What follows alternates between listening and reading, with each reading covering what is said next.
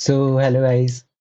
I know ये face game के साथ फर्स्ट वीडियो होने वाला है, बट लेट्स डू इट। सो अभी तक हमने बहुत सारे चैप्टर्स को कंप्लीट कर लिया है, चाहे वो फर्स्ट चैप्टर हो nature and significance of management, या फिर business environment, planning, organising, staffing, directing, controlling, या फिर ये अपना कंज्यूमर प्रोडक्शन। तो हमने फर्स्ट बुक को लगभग कंप्लीट कर लिया है, बस एक ही चैप्टर रहता है, वो है अपना प्रिंसिपल ऑफ मैनेजमेंट। उसको हमने स्टार्ट कर रखा था और उसमें हमने स्टार्टिंग में प्रिंसिपल ऑफ मैनेजमेंट का मीनिंग पढ़ लिया था, और साथ ही साथ फियोल्स प्रिंसिपल ऑफ मैनेजमेंट भी हमने कंप्लीट कर लिया था, जो कि तुम लाइव में देख सकते हो। लास्ट वीडियो उसी के ऊपर था। और आज के इस वीडियो में हम लोग कवर करेंगे टेलर साइंटिफिक मैनेजमेंट और उसके प्रिंसिपल्स एंड टेक्निक्स को। ओके, इस वीडियो में ये कवर करेंगे, और उसके बाद फिर जो एक लास्ट वीडियो होगा उसमें हम लोग नेचर एंड सिग्निफिकेंस को भी कंप्लीट कर लेंगे। Okay, so let's start. हमने हेनरी फ्योल का तो कंप्लीट कर लिया था। Let's start with Taylor scientific management. Okay, scientific management refer to an important stream of one of the earlier school of thought of management. So सबसे पहले हमने school of thoughts के बारे में पढ़ा था कि आखिर क्या चीज है वहां पे।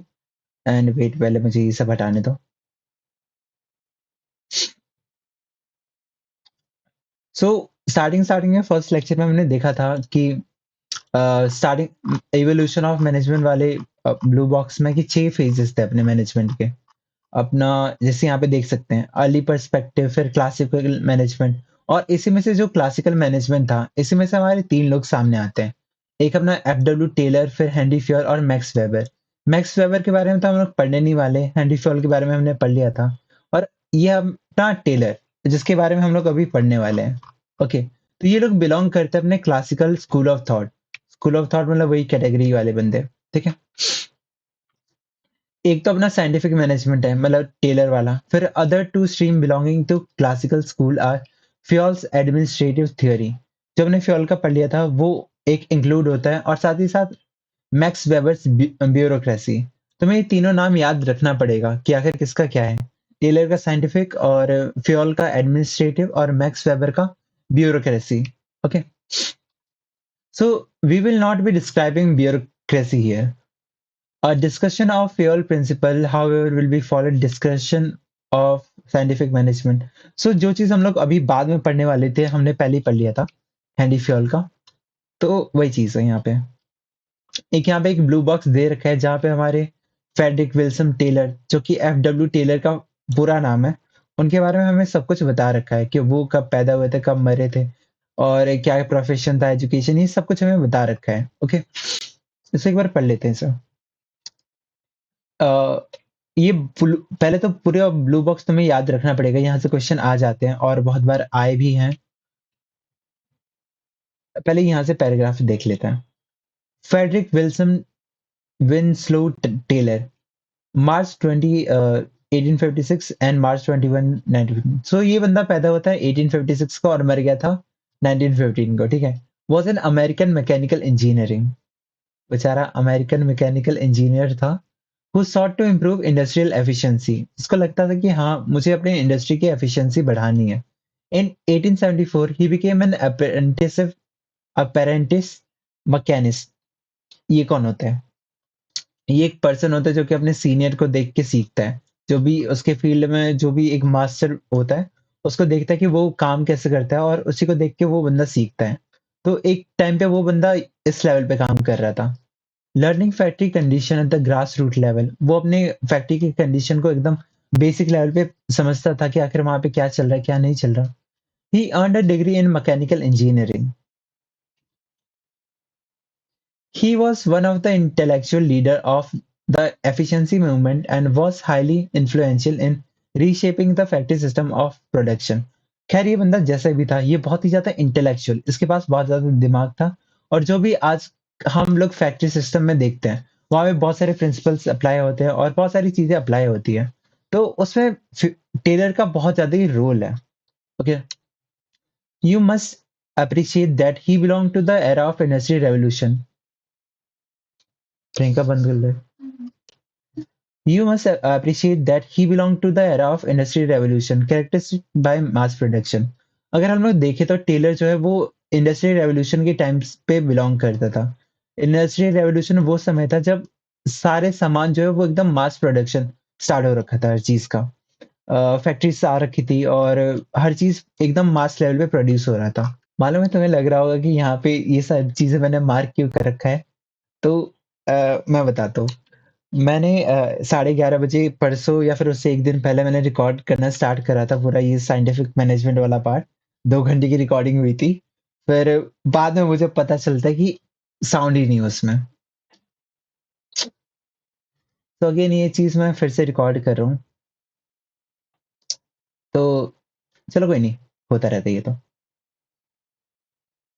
So let's start it here. You must also appreciate that every new development takes some time to be perfected. So again वही बात है कि कोई भी न्यू चीज़ करते हैं या फिर कोई न्यू डेवलपमेंट सामने आता है तो उसे परफेक्ट होने में टाइम लगता है। जैसे मेरा केस यहाँ पे तुम देख सकते हो। Taylor's contribution must be seen in the light of the efforts made to perfect the factory system of production. अब देखो टेलर का जो भी कंट्रीब्यूशन था उसको हम लोग इस चीज़ से समझ सकते हैं कि आखिर उसने बहुत ज़्यादा अपना रोल अदा करा था फैक्ट्री सिस्टम को इम्प्रूव करने में। Taylor taught that by scientifically analyzing work, it is possible to find one best way to do it. Taylor का ये मानना था कि चाहे वो कोई सा भी काम हो, उसके लिए एक बेस्ट वे होता है। अगर हम लोग उसे फाइंड आउट कर सकते हैं तो हमारा टाइम भी बचता है, कॉस्ट भी बचता है और वो काम और भी अच्छे तरीके से हो पाता है। He is most remarked for his time and motion studies. अब अगर हम लोग बात करें टेलर की, उसे हम लोग सबसे ज्यादा इस बात से जानते हैं क्योंकि उसने टाइम एंड मोशन स्टडीज के बारे में हमें बताया था। ओके। और उसका बहुत ज़्यादा रोल है और इसके बारे में हम लोग पढ़ेंगे थोड़ी देर में। 2-3 लोगों के एग्ज़ाम्पल्स हैं। He would break a job into its component part and measure each to the second. So ये बंदा इतना ज़्यादा ही खतरनाक इंसान था कि ये हर काम को छोटे-छोटे पीसेस में बाँट देता था। डिवीज़न ऑफ वर्क नहीं बट हर काम को एकदम बेसिक लेवल पे तोड़ देता था, फिर उसे एनालाइज़ करता था कि मैंने इस काम को इस तरीके से करा तो इसका क्या रिज़ल्ट आया, मैंने इसको इस तरीके से करा तो इसका क्या रिज़ल्ट आया। तो वो प्रॉपर्ली चेक करता रहता था। Taylor believed that contemporary management was amateurish and should be studied as a discipline. So Taylor का मानना था ना कि जो भी कुछ उस समय पे चल रहा था मैनेजमेंट की थियरी में वो बिल्कुल अमेच्योरिश था, मतलब एकदम नौसिखिया वाला था, उसमें कोई भी ज्यादा सेंस नहीं था। कंटेम्परेरी मतलब जो भी प्रेजेंट सिचुएशन थी उस समय पे। और इसी वजह से एक नीड भी सामने आती है कि तुम मैनेजमेंट को अच्छे से पढ़ो एक प्रॉपर डिसिप्लिन की तरह। डिसिप्लिन मतलब एक एकदम अलग सा एक सब्जेक्ट की तरह तुम पढ़ो उसे। He also wanted that workers should cooperate with the management and thus there would be no need to trade unions. उस इंसान का ये भी मानना था कि वर्कर्स जो हैं उन्हें कॉपरेट करना चाहिए मैनेजमेंट के साथ ताकि कोई भी ट्रेड यूनियन वहां पे पंगे ना करें। Okay. The best result would come from the partnership between trained and qualified management and a cooperative and innovative workforce.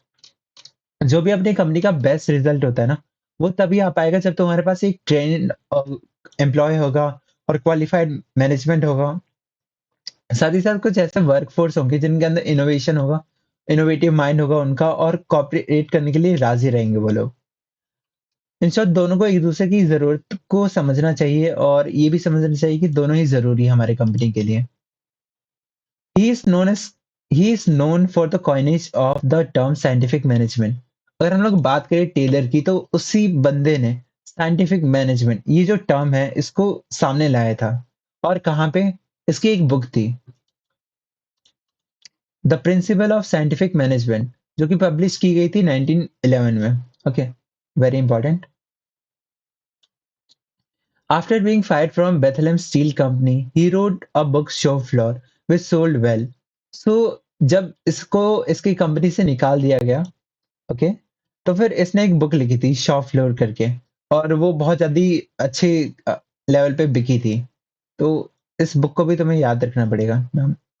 He was selected to be president of American Society of Mechanical Engineering ASME from 1906 to 1907। अब देखो, क्योंकि CVT तुम्हारा MCQ based exam है उसमें fact and figure के ऊपर बहुत ज्यादा क्वेश्चन आ सकते हैं। और ये सभी चीजें जो है ना एकदम फैक्ट फिगर वाली की 1906 से 1907 या फिर वो प्रेसिडेंट बन रहा था, तो ये सब क्वेश्चन आ सकता है जो कि बहुत सारे बच्चों को एलिमिनेट कर देता है, क्योंकि ज़्यादातर बच्चे इन सब चीज़ों को इग्नोर करके जाते हैं। तो कहीं न कहीं तुम्हें इन सभी चीज़ों को अगर माइंड में रख लेते हो तुम इन चीज़ों को, तो फिर ये तुम्हें फ़ायदा पहुँचाएगा बाद में। He was the professor at Truck School of Business at Dartmouth College founded in 1900। वो एक प्रोफेसर भी था एक बिज़नेस स्कूल का 1900 के टाइम्स पे। In 1884 he became the executive at Medieval Steel Company by demonstrating his leadership abilities। So एक time पे वो एक टॉप लेवल पे भी आया था एक कंपनी के by showing his leadership abilities। He instructed his fellow worker to work in phase। तो वो अपने जो भी उसके नीचे काम कर रहे थे लोग, उन सभी को गाइड करता रहता था कि तुम ये काम ऐसे करो या फिर इस काम को तुम इस मेथड से और अच्छे तरीके से कर सकते हो। He joined the Bethlehem Iron Company. यहाँ पे क्या है? Iron Company. In 1898 which later became Bethlehem Steel Company. Okay, जो आयरन कंपनी था बाद में इसको स्टील कंपनी बन गया था ये। He was originally employed to introduce piece rate wage system. So इस बंदे को सिर्फ इसलिए लिया गया था ताकि वो बंदा पीस रेट वेज सिस्टम को इम्प्लीमेंट कर पाए उस कंपनी के अंदर अच्छे तरीके से। After setting up the ways system he was given authority and more responsibility in the company. एक बार जब उसने अपना वेज सिस्टम एस्टेब्लिश कर दिया था उस कंपनी में, तो उसके पास ज़्यादा पावर आ गई थी, ज़्यादा अथॉरिटी आ गई थी। और एक बार अगर किसी इंसान के पास अथॉरिटी ज़्यादा आती है, तो उसके पास रिस्पॉन्सिबिलिटी खुद चल के आती है। वाह, वाह! वाह, वाह! Using his newfound resources, he increased the staff and made Bethlehem a showplace for inventive work। So इस बंदे ने वहाँ पे बहुत सारे काम किए और कहीं न कहीं जो बेथलेहम स्टील कंपनी था, वहाँ पे उस बंदे ने उसे ऐसे रिप्रेज़ेंट करा कि वहाँ पे क्रिएटिव माइंड वाले लोग रहते हैं। वहाँ पे बहुत सारी इनोवेशन वाले वर्क हो रहे थे, चाहे वो प्रिंसिपल से रिलेटेड हो या फिर कुछ भी हो। Unfortunately, the company was sold to another group and he was discharged। So इसको कंपनी ने इसलिए निकाला था क्योंकि बेथलेहम स्टील कंपनी किसी और कंपनी को बिक गई थी। आई होप सो समझ रहे हो। बाकी इन 1910 his health started to fail। जो 1910 का समय था उसकी हेल्थ बहुत ज़्यादा खराब होने लगी और 5 साल बाद 1915 में उसे निमोनिया हो गया और उसकी वज़ह से वो मर गया था। A synoptic view of his contribution can be had from the accompanying box on the next page। अगर हम लोग देखें कि आखिर इसका क्या कंट्रीब्यूशन था, तो वो इस बॉक्स से हमें पता चल सकता है। बाकी इसमें ज़्यादा कुछ इंपॉर्टेंट है नहीं, ठीक है? मैं बताता हूँ क्या-क्या चीज़ें हैं। तुम्हें सबसे पहले उसकी बुक के बारे में याद रखना पड़ेगा कि आखिर वो किस ईयर में निकला था और उसका बुक कौन-सा था, ओके? ये वाला, ठीक है? फिर यहाँ पे बहुत सारी चीज़ें हैं, ये इन सबको मार्क कर लेना एक बार प्रॉपर्ली। ओके, तुम्हें इन सबको सिर्फ ऊपर-ऊपर से याद रखना पड़ेगा कि फंक्शनल और स्पेसिफाइड सुपरविज़न ये सब, ओके? तो ये सभी एलिमेंट्स है किसके? साइंटिफिक मैनेजमेंट के, ओके? Including time studies. तो यहाँ से क्वेश्चन बहुत हद पार रेयर चांस में आ सकता है, बट जब एनटीए ऐसे क्वेश्चन पूछ सकता है कि ऐसे वर्कर्स के बारे में बताओ जो कि ब्लैक बैज कंधे पे पहन के स्ट्राइक कर देते हैं, तो एनटीए कुछ भी पूछ सकता है। तो इसको सिर्फ तुम नॉर्मली याद रख सकते हो। बाकी यहाँ पे 4 प्रिंसिपल्स जो कि आगे हम लोग पढ़ेंगे उससे थोड़े अलग हैं। तो तुम्हें प्रॉपर्ली इसे याद रखना पड़ेगा कि किन नाम से वहाँ पे लिखा गया था उस बुक के अंदर, ठीक है? तो ये 4 भी चीज़ें तुम्हें याद रखना पड़ेगा। साथ ही साथ साइंटिफिक मैनेजमेंट रिक्वायर पर्सन के उम, एक बार इस वाले लाइन को पूरा पढ़ते हैं। Scientific management require first a careful investigation of each of the many modification of the same implement. So जो भी अपना साइंटिफिक मैनेजमेंट था उसके अंदर हम बहुत सारी चीज़ों को इन्वेस्टिगेट करते थे कि पहले के टाइम में क्या चीज़ें चलती थी और उसमें क्या मॉडिफिकेशन आए थे। Developed under rule of thumb, जो भी मतलब स्टार्टिंग स्टार्टिंग में चल रहा था रूल ऑफ थंब के बेसिस पे कि मुझे कोई चीज़ अच्छा लगता है तो हाँ, वो बढ़िया है। कोई चीज़ मुझे खराब लगता है तो वो चीज़ खराब है, उसे मैं इम्प्लीमेंट नहीं करने वाला। तो इसी चीज़ को हम लोग रूल ऑफ थंब कहते थे। तो साइंटिफिक मैनेजमेंट ने इन सभी रूल ऑफ थंब को एनालाइज़ करा, इन्वेस्टिगेट करा और उस हिसाब से उसने बहुत सारे प्रिंसिपल्स को हमारे सामने लेके आया था। And second, after time and motion study has been made, a speed attainable with each of these implement. That a good point of the several them shall be unified in a single stand implementation, which will enable the workman to work faster with greater ease than he could before.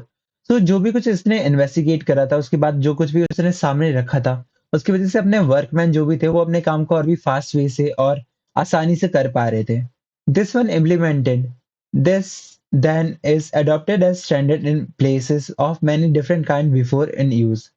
So इसे implement करा गया, इसे बहुत जगह पे use करा गया.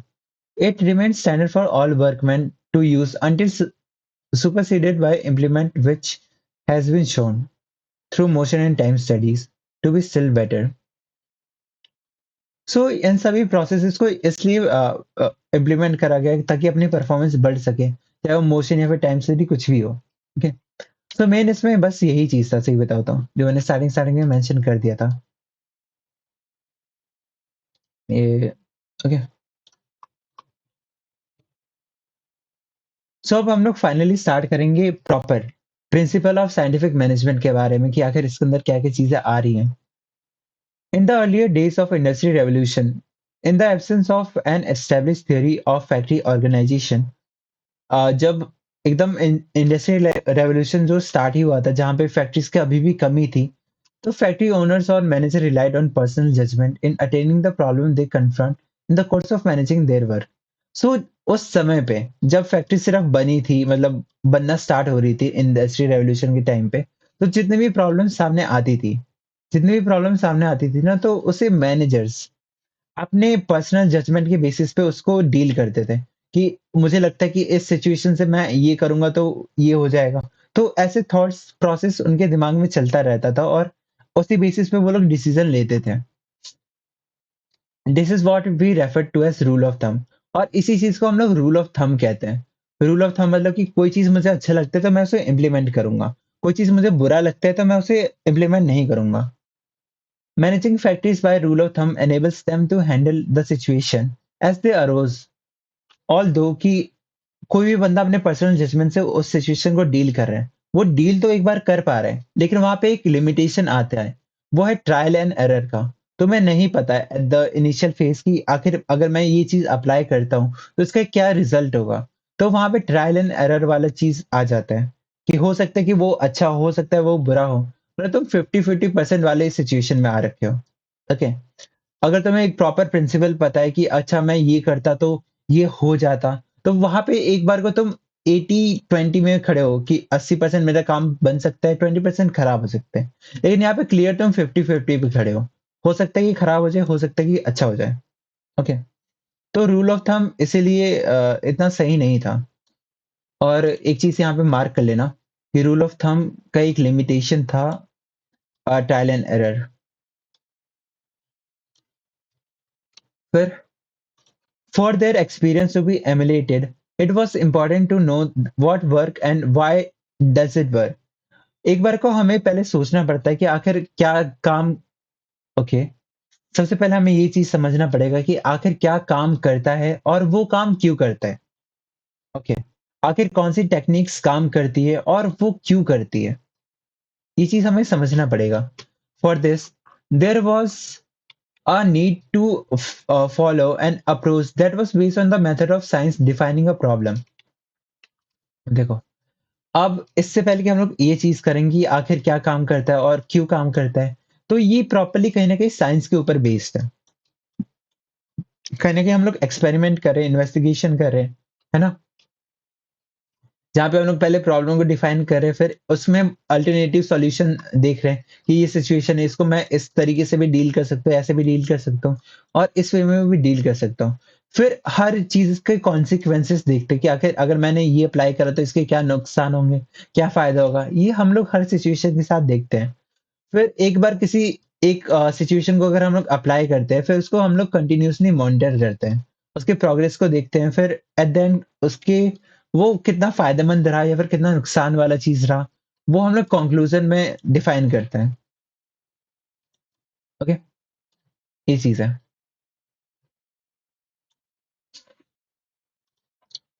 फिर in this scenario Taylor emerges as father of scientific management. अब इसी सिनेरियो में जहाँ पे हम लोग बहुत सारी चीज़ें कर रहे हैं, वहाँ पे टेलर इमर्ज होता है, मतलब सामने आता है हमारे as a father of scientific management. और यही रीज़न है कि हम लोग टेलर को scientific father of scientific management कहते हैं और फ्यूल को फादर ऑफ जनरल एडमिनिस्ट्रेट एक सेकंड रुको मैं देख लेता हूँ। वो एडमिनिस्ट्रेटिव थियरी का है ना बंदा। वेट, तो यहाँ पे देखो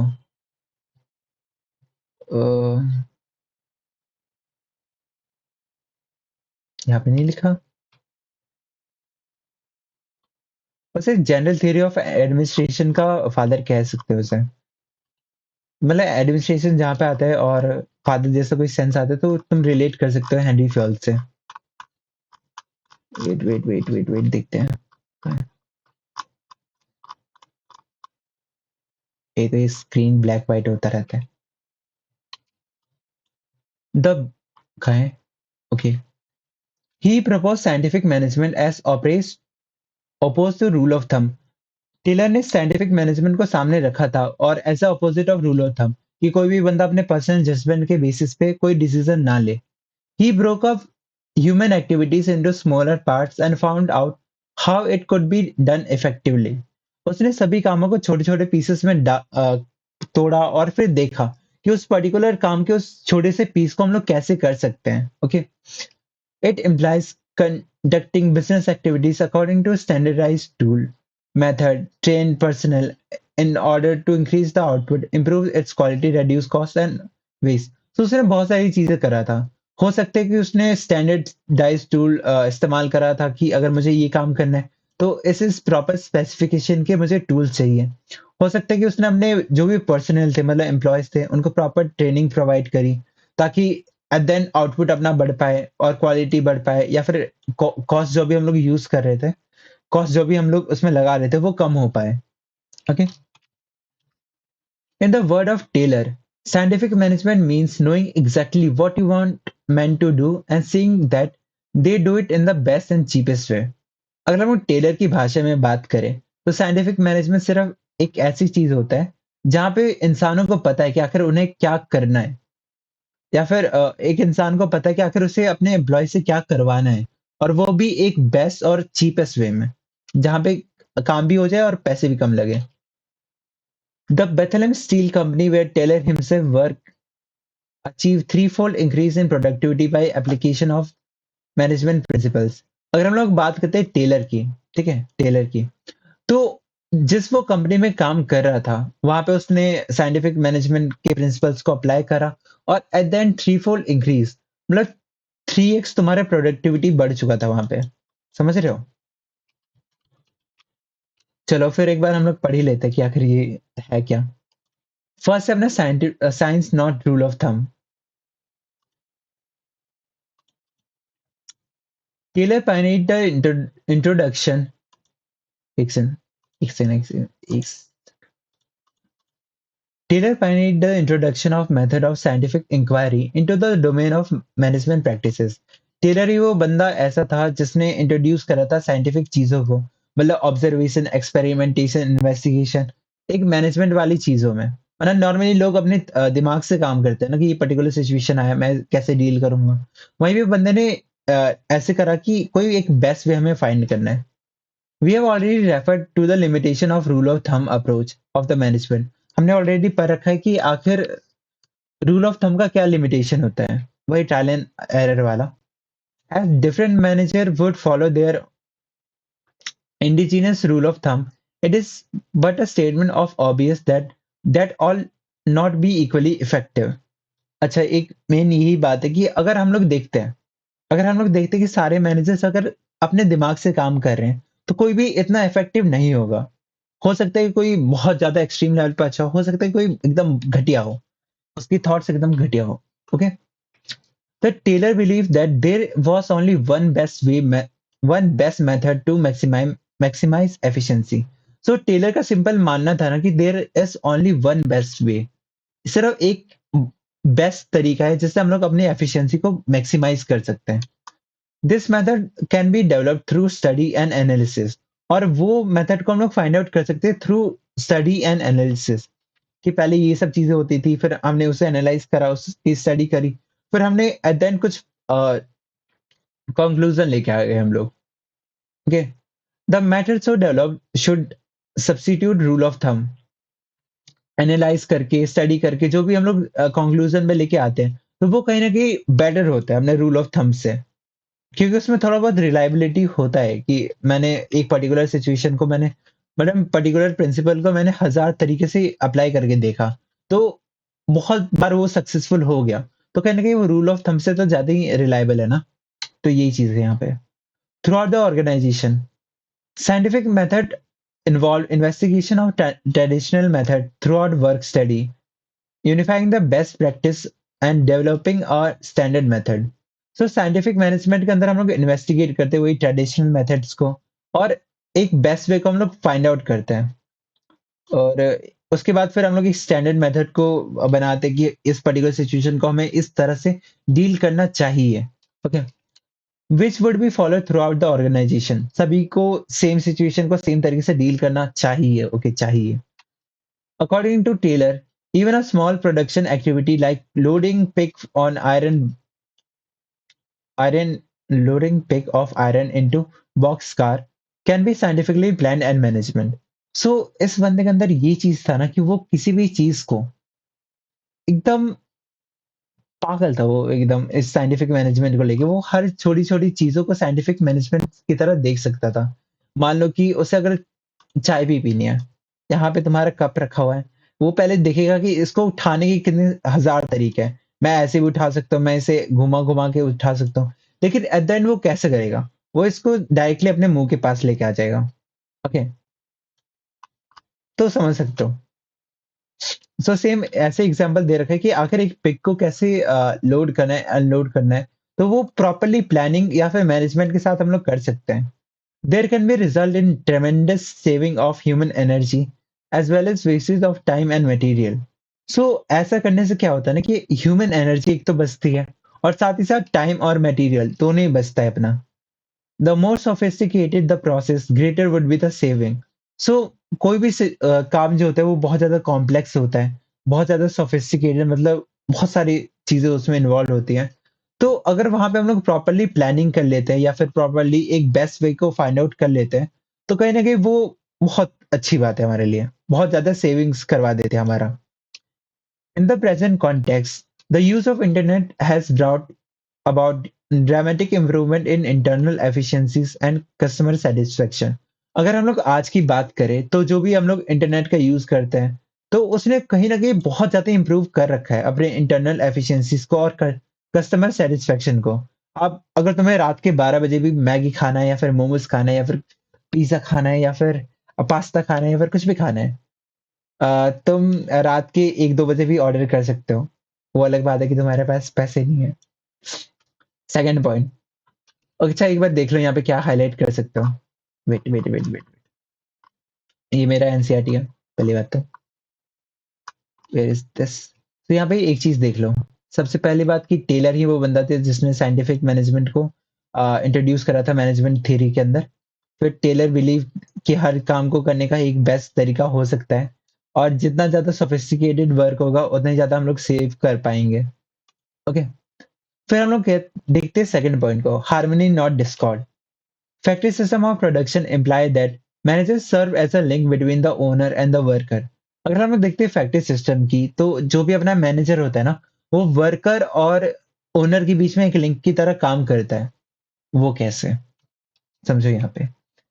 मान लो कि हमने मैनेजमेंट वाले चैप्टर मतलब फर्स्ट वाले चैप्टर में हमने पढ़ा था कि 3 लेवल ऑफ मैनेजमेंट होता है, टॉप, मिडल और लोअर। ठीक है, मान लो कि टॉप में तो सीईओ, ओनर, फाउंडर ये सब आ जाते हैं, तो इसे हम लोग ओनर वाली कैटेगरी मान लेते हैं। ओके, और बाकी थर्ड लेवल ऑफ मैनेजमेंट के बाद तो वर्कर से आ जाते हैं ना, या फिर एम्प्लॉय आ जाते हैं। तो यहाँ पे देखो, तो कहीं ना कहीं अगर हम लोग इन दोनों चीजों को साथ में देखें तो ये लोग हैं मैनेजर, ये मैनेजमेंट है अपना। मैनेजमेंट एक लिंक की तरह काम करता है अपने वर्कर्स और ओनर्स के बीच में, कि वो वर्कर्स की बात ओनर तक पहुंचाता है, ओनर की बात वर्कर्स तक पहुंचाता है। ओके, ये चीज लाइन कर लेना। Some since the manager as they had the since as a manager they had the had the mandate to get work done from the worker, क्योंकि एक मैनेजर के पास फुल पावर है कि वो किसी बंदे से काम करवा सकता है. It should not be difficult for you to appreciate that there always existed a possibility of kind of class conflict. The manager versus worker. So ये कोई नई बात नहीं होगी अगर हम लोग कंसीडर करते हैं कि हो सकता है कि अपने वर्कर्स और ओनर्स के बीच में नहीं, वर्कर और मैनेजर्स के बीच में कुछ कॉन्फ्लिक्ट्स हो जाए, उनके इंटरेस्ट अलग हो. मैनेजर को चाहिए कि वर्कर्स ज्यादा काम करे, वर्कर्स को चाहिए कि मैनेजर ज्यादा पैसे दे, तो उनके बीच में लड़ाई हो सकती है. Taylor recognise that this conflict help none, the worker, the manager और फैक्ट्री ओनर. सो जो बंदा यहाँ पे टेलर था, ओके, जो अपनी चाय को उठा के यहाँ पे देख रहा था पीते पीते, ठीक है, वो देख रहा था कि ये दोनों आपस में भिड़ रहे हैं. इससे ना ही इस बंदे का फायदा हो रहा है, नहीं इस बंदे का फायदा हो रहा है, नहीं अपने ओनर का फायदा हो रहा है. Okay, he emphasized that there should be a complete harmony between the management and worker. So इसका कहना था ना कि लड़ो मत दोनों, दोनों के बीच में प्यार होना चाहिए. ओके, प्यार से ही याद आया 14 Feb आ रहा है ना. खैर छोड़ो, गलत इंसान से पूछ रहा हूँ. Both should realize that each one is important. अब दोनों को ये रियलाइज करना चाहिए कि दोनों ही बहुत ज्यादा इंपॉर्टेंट है एक दूसरे के लिए. To achieve this state, Taylor called for complete mental revolution. So इस स्टेट को अचीव करने के लिए जहां पे दोनों एक दूसरे की वैल्यू कर रहे हो on the part of both management and worker.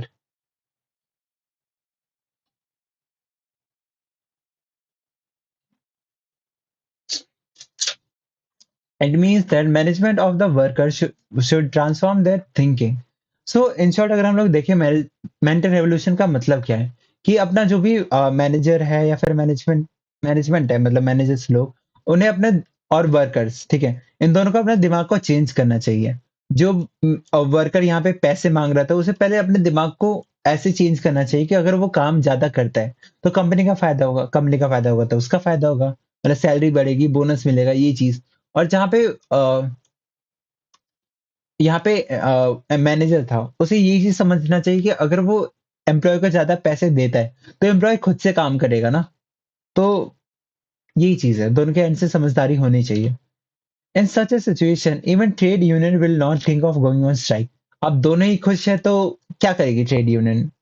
Trade union का काम होता है ना कि वो आवाज बन सके. मान लो कि एक यहाँ पे एम्प्लॉय है और वो कुछ बोल रहा है, उसकी आवाज बिल्कुल दब जाती है, कोई उसकी बात नहीं सुनता. वही मान लो 1000 लोग आगे स्ट्राइक कर रहे हैं और बोल रहे हैं, वो किसी भी टॉपिक को उठा रहे हैं, तो उनकी आवाज सबके साथ सामने जाती है.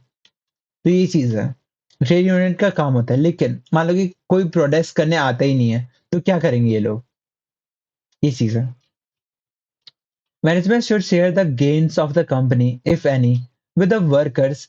At the same time, workers should work hard and be willing to embrace changes for the good of the company. So again, वही बात है कि मैनेजमेंट को जो भी गेन हो रहा है अपनी कंपनी को, उसे शेयर करना चाहिए, ठीक है. If any with the worker, कोई भी अगर गेन हो रहा है तो उसे तुम्हें शेयर करना चाहिए अपने वर्कर्स के साथ. At the same time workers should work hard and be willing to embrace changes for the good of the company. At the same time जो भी अपना वर्कर है उसे अ, अपने काम को और भी ज्यादा अच्छे से करना चाहिए, और अगर कंपनी के अंदर कुछ भी चेंजेस आता है तो उसे प्रॉपरली एम्बेरस नहीं एम्ब्रेस करना चाहिए. Both should be the part of the family according to the Taylor. एक सेकंड.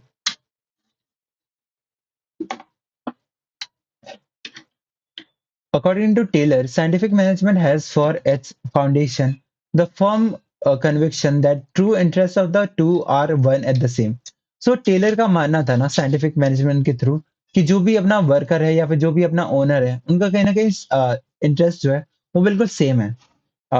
वर्कर या फिर अपना मैनेजर, ठीक है, उनके इंटरेस्ट बिल्कुल सेम है. That prosperity of the employer cannot exist for long time unless it accomplished by prosperity of the employee and vice versa. So again वही बात है कि एम्प्लॉयर जो कि काम दे रहा है तुम्हें और एम्प्लॉय जो कि काम कर रहा है, ठीक है?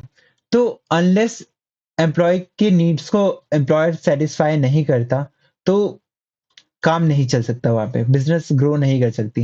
एट द सेम टाइम अगर एम्प्लॉय एम्प्लॉयी है वो एम्प्लॉयर के नीड्स को फुलफिल नहीं करता, तो कंपनी नहीं चल सकती इस वाले केस में भी। यहाँ पे देखो एक एग्ज़ाम्पल दे रखा है और यहाँ से क्वेश्चन आया था।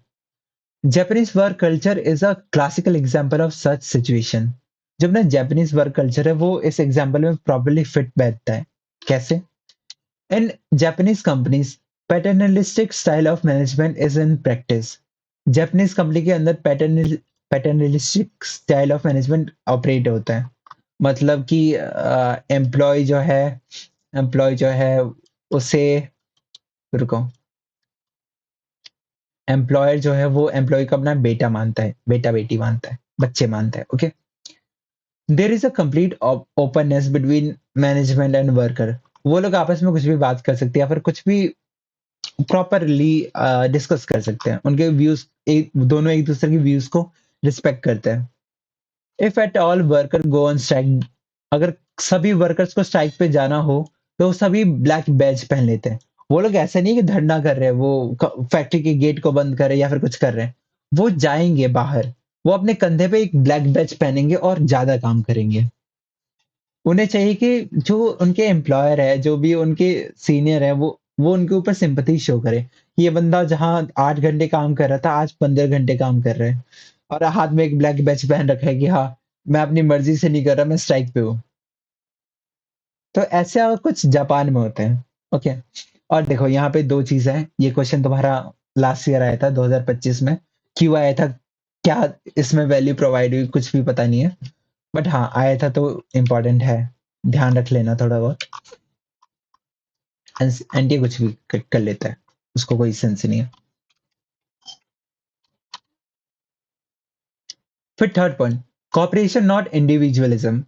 There should be a complete cooperation. एक बार सबसे पहले इसको भी देख लेते कि सुंदर क्या हाईलाइट करना है। इस वाले पेज में देख लेना ये चीज।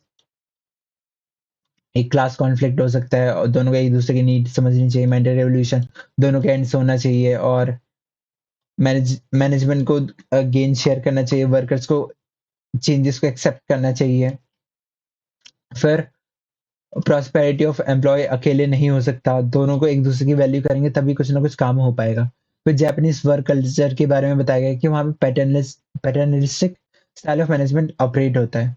फिर यहाँ पे ब्लैक बैच ये सब चीजें के बारे में हमें पता चला था। ओके, तो ये हाईलाइट कर लेना। फिर third point, cooperation not individualism. There should be a complete cooperation between the labor and the management instead of individualism. So जो भी अपना वर्कर है, जो भी अपना लेबर है, जो भी अपना मैनेजमेंट है, उनके बीच में प्रॉपर कॉपरेशन होना चाहिए। ऐसा नहीं होना चाहिए कि मैं हूँ और मैं पूरी कंपनी को चला रहा हूँ। वो नहीं चला रहे, दोनों की वैल्यू है। The principle is an extension of principle of harmony not discord. जो ये हम लोग थर्ड प्रिंसिपल पढ़ रहे हैं, वो कहीं ना कहीं फर्स्ट सेकंड प्रिंसिपल का एक्सटेंशन है। हाँ, सेकंड प्रिंसिपल का एक्सटेंशन है। वेट,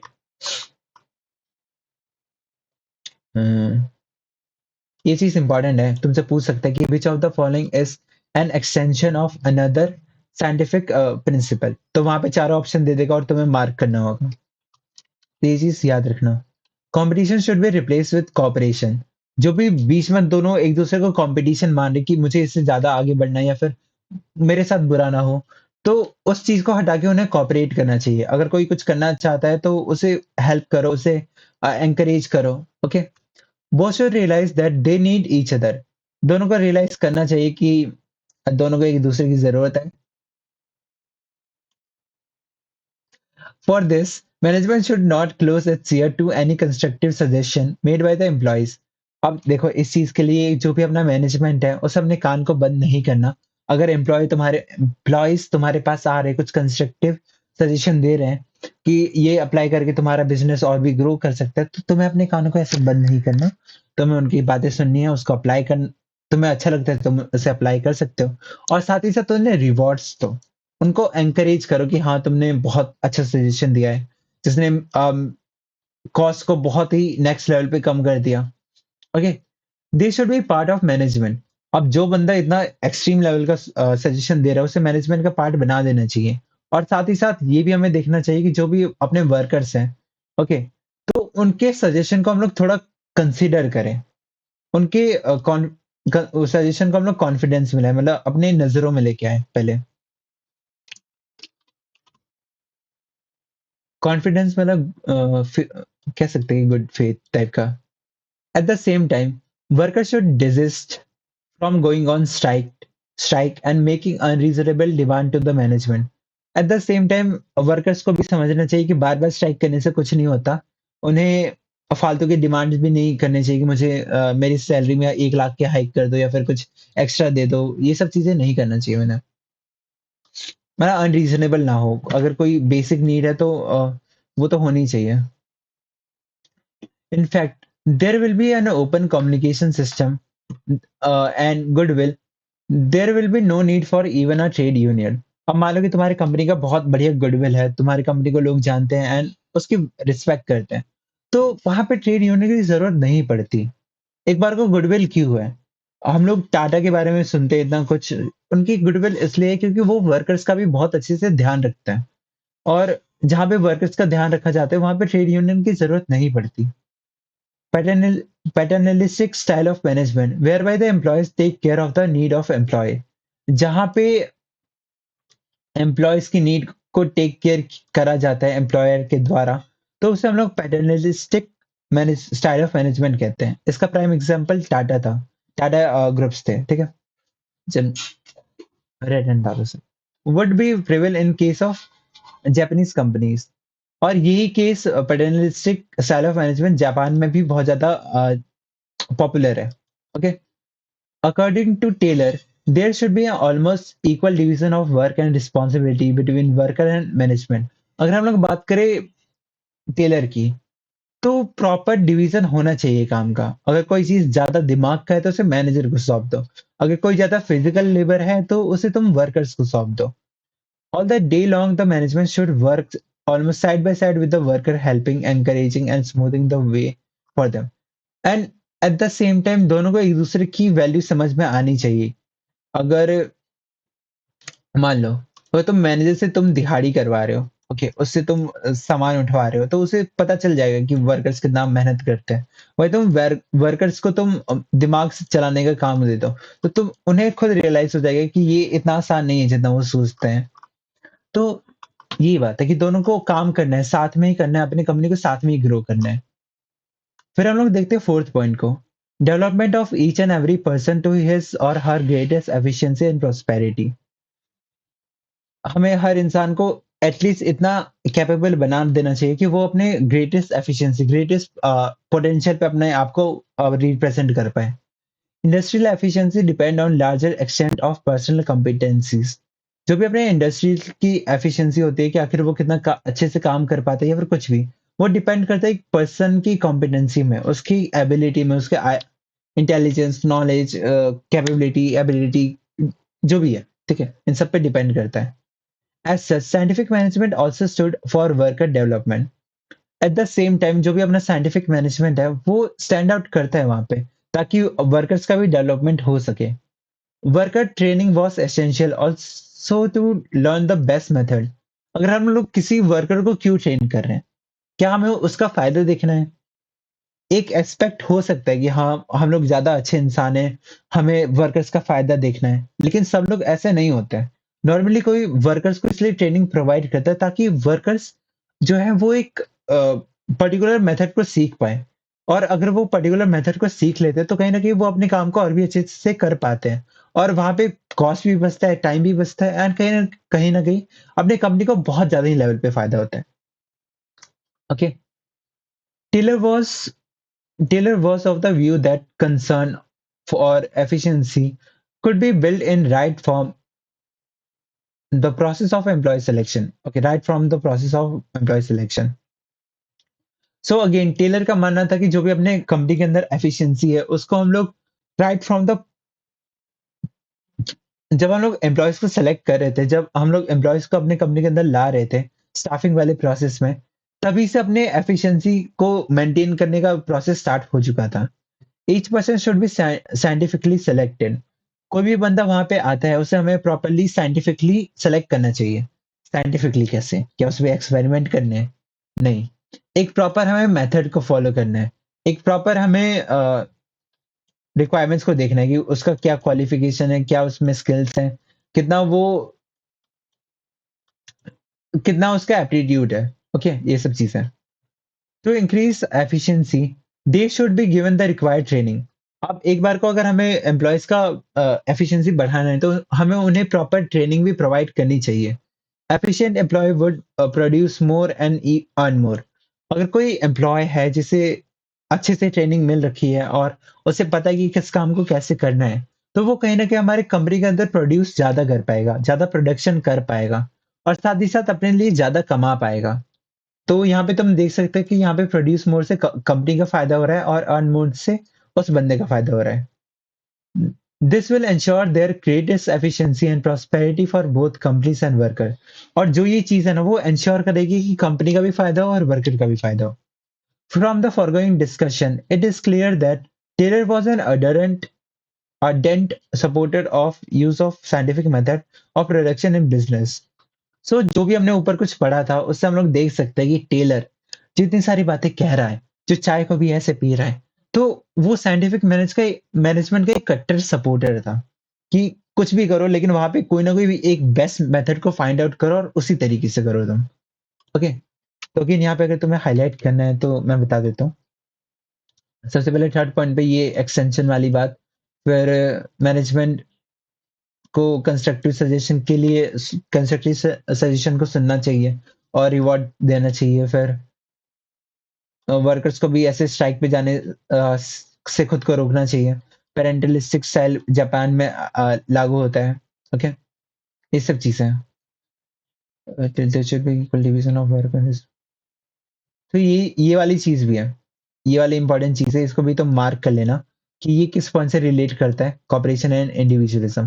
शायद इसका क्वेश्चन 2025 में आया हुआ है इसलिए मैंने मार्क करा हुआ है कि आखिर ये किस पॉइंट से रिलेट करता है। There should be almost equal division of work and responsibility between worker and management. Okay, तो इसको रिलेट करना है तुम्हें कॉपरेशन एंड इंडिविजुअलिज्म से।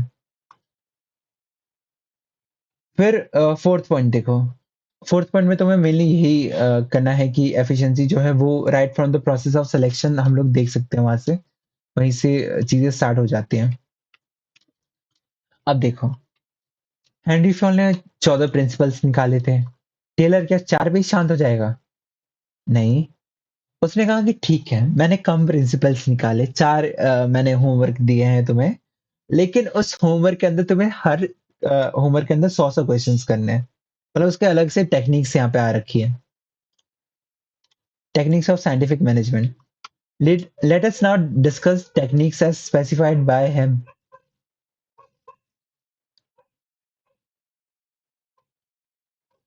काफी है। Okay. They are based on the various experimentation he conducted during his career। So techniques of scientific management की अगर हम लोग बात करें तो ये सारी चीजें अपने टेलर साहब ने तब निकाली थी जब वो अपने कंपनी के अंदर काम कर रहे थे। जैसे फर्स्ट है अपना फंक्शनल फॉरमैनशिप। तो इसके अंदर मैं बेसिकली समझा देता हूँ क्या होता है। जो अपना फैक्ट्री मैनेजर है, ओके, उसके नीचे 2 हेड आते हैं। पहले तो अपना प्लानिंग इंचार्ज होता है और प्रोडक्शन इंचार्ज होता है और उसके अंदर 4 बॉसेस आते हैं। ओके, दोनों के अंदर 4-4 लोग आते हैं, मतलब इन टोटल 8 लोग। और ये 8 के 8 लोग कहीं न कहीं इस बेचारे एक वर्क कर के ऊपर अपना कंट्रोल जमाते हैं। इस वर्कर को इसकी भी बात सुननी पड़ती है, इसकी भी बात सुननी पड़ती है, इसकी मतलब सभी की बातें उसे सुननी पड़ती है। 8 आठों की आठों की।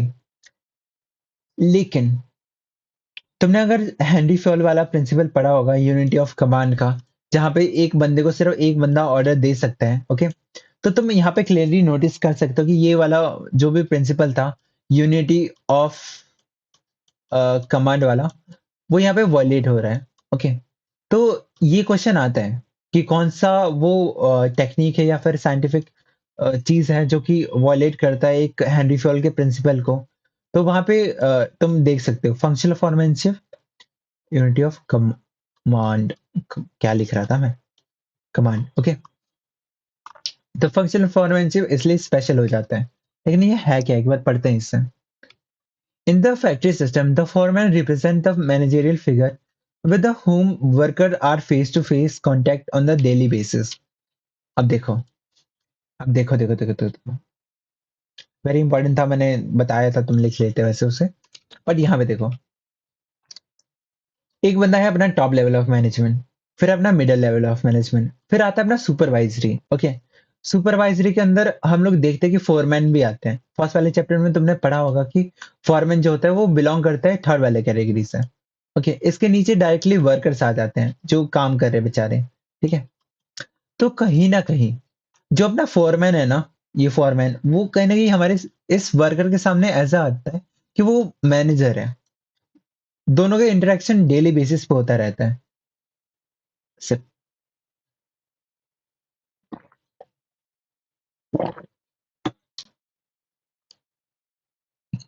पीने तो पूरा।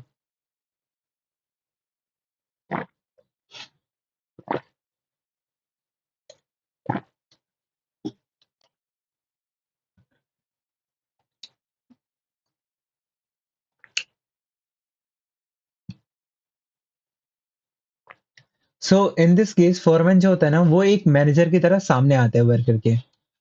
In the first chapter of the book you have seen that foreman is the lowest ranking manager and highest ranking worker. Very important, very important. जो अपना फोरमैन होता है ना वो मैनेजर के बेसिस पे सबसे लोवेस्ट रैंक पे आता है। ओके, लेकिन वर्कर के बेसिस पे वो हाईएस्ट रैंक पे आता है। तो वो सिर्फ मैनेजर नहीं है, वो एक तरह से वर्कर भी है। ओके, कौन? सिर्फ फॉरमैन। ठीक है, फॉरमैन सिर्फ, he is the pivot around whom revolves the entire production, planning, implementation and control. तो ये वही बंदा है जिसके अराउंड हर चीज होती है, चाहे वो प्रोडक्शन हो गया, प्लानिंग हो गया, इम्प्लीमेंटेशन हो गया या फिर कंट्रोल हो गया। दस टेलर। ओके, एक चीज यहाँ पे बस याद रखना क्योंकि लिखा हुआ है तो है। Okay, this is pivot around resolve revolves an entire production. Okay. Thus, Taylor concentrate on improving the performance of this role in the factory setup. So, क्योंकि ये बंदा बहुत ज्यादा इंपॉर्टेंट है, ये बंदा डायरेक्टली अपने वर्कफोर्स के सामने है, उसको गाइड कर रहा है। ओके, तो कहीं ना कहीं ये बंदा बहुत ही ज्यादा इंपॉर्टेंट हो जाता है। और इसीलिए टेलर ने डिसाइड करा था कि हमें इस बंदे की तो परफॉर्मेंस हमें बढ़ानी पड़ेगी। In fact he identified the list of qualities of the good foreman supervisor and found that no single person could fit them all.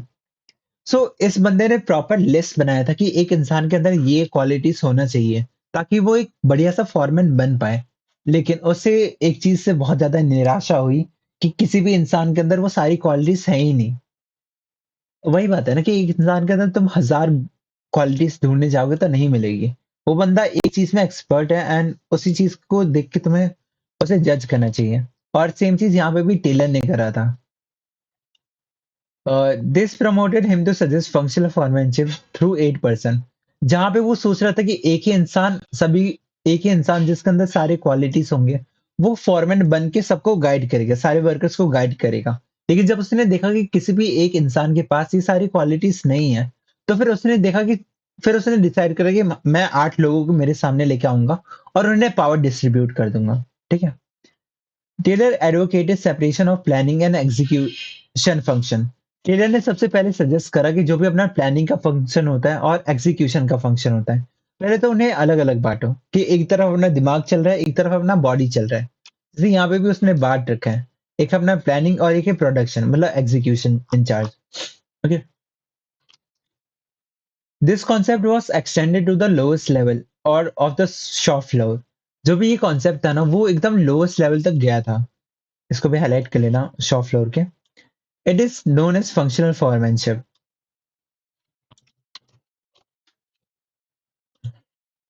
Under the factory manager there was a planning incharge and production in charge.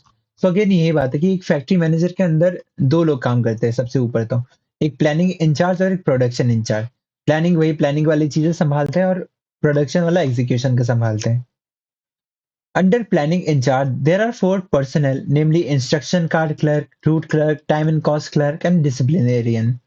सो इस planning in charge के under भी 4 लोग काम करते हैं। कौन? Instruction card clerk, route clerk, फिर time and cost clerk and disciplinarian. Okay. लेकिन इन सब के अलग-अलग काम होते हैं। जैसे इंस्ट्रक्शन कार्ड क्लर्क का काम क्या होता है कि वो अ, इंस्ट्रक्शन को ड्राफ्ट करे अपने वर्कर्स के लिए। ओके, पहले का ये काम होता है। फिर दूसरे का काम होता है जो कि अपना रूट क्लर्क है, कि वो प्रॉपर एक रूट डिफाइन करे, एक प्रॉपर मेथड डिफाइन करे कि अगर हमें कुछ अचीव करना है या फिर एक पर्टिकुलर टारगेट को हमें मीट करना है, तो उसके लिए हम लोग क्या रूट फॉलो कर सकते हैं। ओके। फिर हमें देखना है थर्ड वाला, टाइम एंड कॉस्ट क्लर्क को। तो वो बंदा देखेगा कि आखिर एक काम को करने में हमें कितना टाइम लगता है, कितना कॉस्ट लगता है, और वो प्रिपेयर करेगा टाइम एंड कॉस्ट शीट को। कौन इंसान प्रिपेयर करता है टाइम एंड कॉस्ट शीट को? Time and cost clerk. Okay. ये थोड़ा इजी है रिमेम्बर करने के लिए, लेकिन इंपॉर्टेंट है। Okay. Ready for operation. Okay, वो क्या पढ़ रहा था? And ensure disciplinary discipline respectively. जो अपना डिसिप्लिनेरियन होता है वो डिसिप्लिन को देखता है कि आखिर प्रॉपर डिसिप्लिन वहां पे बना रहे, और साथ ही साथ जो भी एग्रीमेंट्स होते हैं ना दो लोगों के बीच में, उसमें कोई भी प्रॉब्लम ना आए। दोनों पार्टीज एक दूसरे के एग्रीमेंट को वैल्यू दे। ओके, कोई भी अपनी बात से ना मुकरे। इन सब चीजों को देखते हैं अपना डिसिप्लिनेरियन। या फिर डिसिप्लिनरी का सिंपल सा वर्ड देखे तो वो बस वर्कर्स को मैनेज करता है कि वहां पे कोई दंगे फसाद ना हो। फिर हम लोग बात करते हैं प्रोडक्शन इंचार्ज की, जहाँ पे एग्जीक्यूशन का सारा काम होता है। उसके अंदर भी 4 लोग आते हैं, speed boss, gang boss, repair boss, inspector. चारों ही चारों कितने खतरनाक लोग लग रहे हैं, लेकिन देखो इनके काम क्या होते हैं। अपने गैंग बॉस का काम होता है कि वो देखे कि सारे काम जो होते हैं वो टाइमली एंड एक्यूरेटली काम हो पाए। ओके, कि वो काम सही भी हो रहा है और टाइम से भी कंप्लीट हो रहा है। गैंग का बॉस है तो ये देख रहा है वो। फिर रिपेयर बॉस, क्या लगता है क्या कर रहा होगा? ये इस बंदे का सिंपल सा काम है कि वो मशीन्स और टूल्स को रेडी रखता है। नहीं, नहीं, पहला बंदा स्पीड बॉस है, speed boss. Okay. Speed boss का काम है कि वो timely and accurate completion of work job को देखे। ओके। फिर आप अपना गैंग बॉस, कितना क्रेजी नाम है। वो बंदे का काम सिंपल सा इतना है कि वो मशीन्स को ऑन करके रखे, टूल्स को वहां पे इकट्ठा करके रखे। फिर repair boss, repair boss machine and tools को, नहीं, मशीन एंड टूल्स को रेडी फॉर यूज रखता है। मतलब उसमें कोई दिक्कत आती है या फिर कोई प्रॉब्लम आती है तो उसको वो फिक्स करता है। ओके। उनको ऐसे पोजीशन में रखता है कि वो काम कर पाए। फिर हम लोग अगर बात करें इंस्पेक्टर की, इंस्पेक्टर चेक करता है कि जो भी प्रॉपर वर्किंग कंडीशन हो अपने मशीन।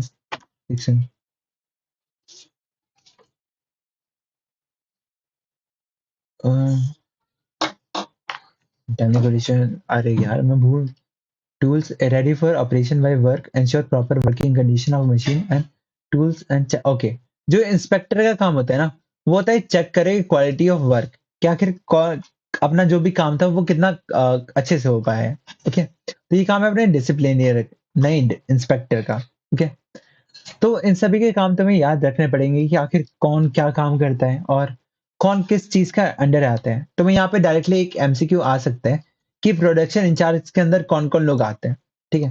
यहाँ पे तुम्हें स्पीड बॉस दे देगा, गैंग बॉस दे देगा, रिपेयर बॉस दे देगा, इंस्पेक्टर की जगह पे डिसिप्लिनरियर दे देगा। ओके। कौन लोग नहीं आते, ठीक है, तो फिर तुम इसको टिक कर देना। मतलब यहाँ से क्वेश्चन आ सकते हैं, इजी क्वेश्चन होंगे फिर। Functional foremanship is an extension of principle of division of work. Okay. एक और इंपॉर्टेंट बात आ गई यहाँ पे कि जो अपना फंक्शनल फॉर्मैनशिप होता है ना, वो एक्सटेंशन है किस चीज का? Principle of division of work, जो कि हम लोग आगे बढ़ेंगे, या फिर and specialisation to the shop floor. पहले यहीं तक है। ओके। इसको हम लोग एक्सटेंड कर रखे हैं शॉप फ्लोर लेवल पे। ओके। तो ऊपर एक चीज हमने पढ़ा था, एक चीज मैं दिखाता हूँ। शायद यहाँ पे है क्या? नहीं, यहाँ पे नहीं है। बट ठीक है, डेवलपमेंट ऑफ डिवीजन, मतलब डिवीजन ऑफ वर्क के बारे में हमने हैंडी फ्यूल वाले पॉइंट में पढ़ा था। तो जो अपना फंक्शनल फॉर्मेनशिप है वो इसका एक्सटेंशन है। और देखो, एक नॉर्मल इंसान को पता रहता है कि आखिर वो 4 प्रिंसिपल्स थे, उनमें से कौन सा किसका एक्सटेंशन है। लेकिन यहाँ पे किसी को ये नहीं पता होता कि फंक्शनल फॉर्मेनशिप भी एक चीज का एक्सटेंशन है। तो यहाँ पे ये चीज़ इम्पोर्टेंट हो जाता है, ओके? और ये सब चीज़ें तुम्हें एनसीईआरटी पढ़ के ही समझ में आती हैं। So, each worker will have take order from 8 foremen and in related process of function and production. So again इसके अंदर हर वर्कर को 8 लोग से ऑर्डर लेना पड़ता है. Foremen should have intelligent education, tact, grit, judgment and special knowledge, manual dexterity, energy, honesty and good health. So सो जो अपना टेलर था, जो उसने लिस्ट बना रखा था इतना बड़ा-सा कि एक इंसान के अंदर ये क्वालिटीज़ होनी चाहिए। तो उसके अंदर क्या लिखा हुआ था? उसके अंदर उस इंसान के अंदर इंटेलिजेंस होना चाहिए, एजुकेशन में अच्छा हो, उसके अंदर टैक्टिक्स होगी, इस सिचुएशन को मैं कैसे डील कर सकता हूँ, ग्रिट हो, वो दृढ़ हो मतलब, फिर जजमेंट उसके अच्छे खासे हो, फिर स्पेशल नॉलेज हो उसके कि पर्टिकुलर सिचुएशन के अंदर मेरा पर्सनल नॉलेज क्या है, मैं कैसे डील करता। फिर मैनुअल डेक्स्टेरिटी कि वो किस काम को किस कला के साथ कर सकता है। फिर उसके अंदर एनर्जी होना चाहिए, उसके अंदर ज़ील होना चाहिए, ओके? अनदर वर्ड याद रख लेना, ज़ील होना चाहिए। फिर ऑनेस्टी होनी चाहिए, ईमानदार होना चाहिए, फिर गुड हेल्थ ये सब होना चाहिए, मतलब बहुत सारी क्वालिटीज़ होनी चाहिए। और क्योंकि ये सारी क्वालिटीज़ एक पर्टिकुलर इंसान के अंदर नहीं हो सकती। अगर कोई इंसान ईमानदार है तो छोड़ो ना, क्या बोलूँ, ठीक है? यहाँ पे सो टेलर प्रपोज़ 8 स्पेशलिस्ट और क्योंकि एक इंसान के अंदर सारी क्वालिटीज़ नहीं आ सकती इसलिए टेलर ने 8 स्पेशलिस्ट को काम पे लगा दिया था। Each specialist is to be assigned work according to his or her qualities और हर जो भी इंसान अपना फ़ोरमैन था, 8 फ़ोरमैन को, उनके हिसाब से, उनकी कैपेबिलिटीज़ के हिसाब से उनको काम दिया गया था। Okay? For example, those with technical mastery, intelligence and grit may be given planning work. अब मान लो कि किसी के पास इंटेलिजेंस है, किसी के पास ग्रिट है, किसी के पास मास्टरी है, टेक्निकल नॉलेज है, ओके? तो उसे हम लोग प्लानिंग का काम दे सकते हैं कि वो प्रॉपर्ली प्लानिंग कर सके। लेकिन वहीं पे अगर किसी के पास ज़्यादा एनर्जी, ज़्यादा ज़ील है उसके पास, ज़्यादा गुड हेल्थ है उसके पास, तो कहीं न कहीं हम उसे एग्ज़ीक्यूशन का काम दे सकते हैं कि वो देख ले कि ये काम सही से हो रहा है या नहीं हो रहा, या फिर वो उस काम को कर ले खुद से। ओके, ये चीज़ था इसमें। सो वेरी इंपॉर्टेंट एक्सटेंशन किस वाला पॉइंट, ओके? तो यहाँ पे तुम मार्क कर सकते हो। सबसे पहले फॉरमैन वाला पॉइंट कि ये lowest ranking of manager and highest ranking of worker होता है। फिर यहाँ पे लिस्ट ऑफ क्वालिटीज़, एक इंसान के अंदर सभी क्वालिटीज़ नहीं आ पाती, इसको मार्क मत कर लेना, छोड़ो, ईज़ी है थोड़ा-सा इसलिए। फिर functional foremanship is extension, very important, okay? तो ये चीज़ याद रखना। बाकी फ्लो चार्ट्स अगर तुम याद रखोगे तो बहुत ज़्यादा हेल्पफुल होगा। यहीं पे तुम देखो, तुम अपने बुक में क्या कर सकते हो, इंस्ट्रक्शन कार्ड क्लर्क के नीचे ऐसे लाइन लिखे आओ और यहाँ पे इसका काम लिख दो कि ये काम करता है। फिर रूट कलर के अंदर ये काम लिख दो। जब तुम्हें लगे कि यहाँ पे जगह नहीं है, फिर इसको तुम और ऐसे बढ़ा के लिख दो। फिर इसको तुम इस तरह से लेके आ जाओ और यहाँ पे लिख दो। ओके? तो जितनी सारी डिटेल्स जो है वो एक पर्टिकुलर पेज पे होगी ना, तो तुम उसे और अच्छे तरीके से समझ पाओगे और याद कर पाओगे। तुम्हारे लिए हेल्पफुल होगा। ओके, सेकंड पॉइंट पे आते हैं हम लोग, standardisation and simplification of work. Taylor was an ardent supporter of standardisation. Taylor again कट्टर सपोर्टर था स्टैंडर्डाइजेशन का। अकॉर्डिंग टू हिम, पहले हम लोग देखते हैं कि स्टैंडर्डाइजेशन होता क्या है, जो कि यहाँ पे लिखा हुआ है। Standardisation refer to the process of setting standards for every business activity. It can be standardisation of process, raw material, time, product, machine, method और कंडीशन। सो इन शॉर्ट वही एक्सपेक्टेशन वाली बात है कि तुम अगर ये काम कर रहे हो तो किस एक्सपेक्टेशन के साथ कर रहे हो, कि रॉ मटेरियल का क्या क्वालिटी होना चाहिए, टाइम कितना हमें चाहिए कि एक काम को कर पाए, प्रोडक्ट क्या होना चाहिए, मशीन्स क्या होनी चाहिए, किस स्टैंडर्ड की होनी चाहिए, ये सब। अब यहाँ पे बैक का आते हैं। According to him, scientific method should be used to analyse method of production prevalent under the rule of thumb. Okay, जो अपने साइंटिफिक मेथड्स है ना उनको यूज़ करना चाहिए ताकि हम लोग एनालाइज़ कर पाएँ कि उन सभी मेथड्स को जो कि अपने उस टाइम पे जब रूल ऑफ थंब चल रहा था, उस टाइम पे प्रेवलेंट था कि ये बंदा भी इस रूल ऑफ थंब को अप्लाई कर रहा है, ये बंदा भी इस रूल ऑफ थंब को अप्लाई कर रहा है। मतलब हज़ारों लोग सेम चीज़ को क्यों अप्लाई करना चाह रहे हैं? तो उस चीज़ को तुम्हें एनालाइज़ करना था साइंटिफिक मेथड से। The best practice can be kept and further refined to a development of standard which should be followed throughout the organization. सो जो भी अपना बेस्ट बेस्ट प्रैक्टिस था, okay, should be kept further refined to develop a standard which should be followed throughout the organization, ताकि then हम एक ऐसी चीज को आइडेंटिफाई कर पाए जिसको हम लोग throughout the organisation apply कर सके. This can be done through work study technique. मैंने तुमसे एक क्वेश्चन पूछा था कम्युनिटी पोस्ट में, ओके, तो यहाँ से देख लो, इंपॉर्टेंट है ये, ओके. वर्क स्टडी टेक्निक के अंदर क्या क्या चीजें इंक्लूड होती हैं, ओके, तुम्हें ये चीज याद रखना पड़ेगा. Time study, emotion study, fatigue study, method study, ये 4 चीजें इंक्लूड होती हैं, ओके. तो यहाँ से क्वेश्चन आ सकता है क्योंकि ये एनसीईआरटी की एकदम डेप्थ से है. तो जब तक एनसीईआरटी पढ़ोगे नहीं तब तक ये चीज तुम्हें पता नहीं चलेगा, okay. And which are discuss further in this chapter. इस इन सब चीजों के बारे में हम लोग थोड़ी देर में पढ़ेंगे भी कि आखिर ये पर्टिकुलर चीज होता क्या है.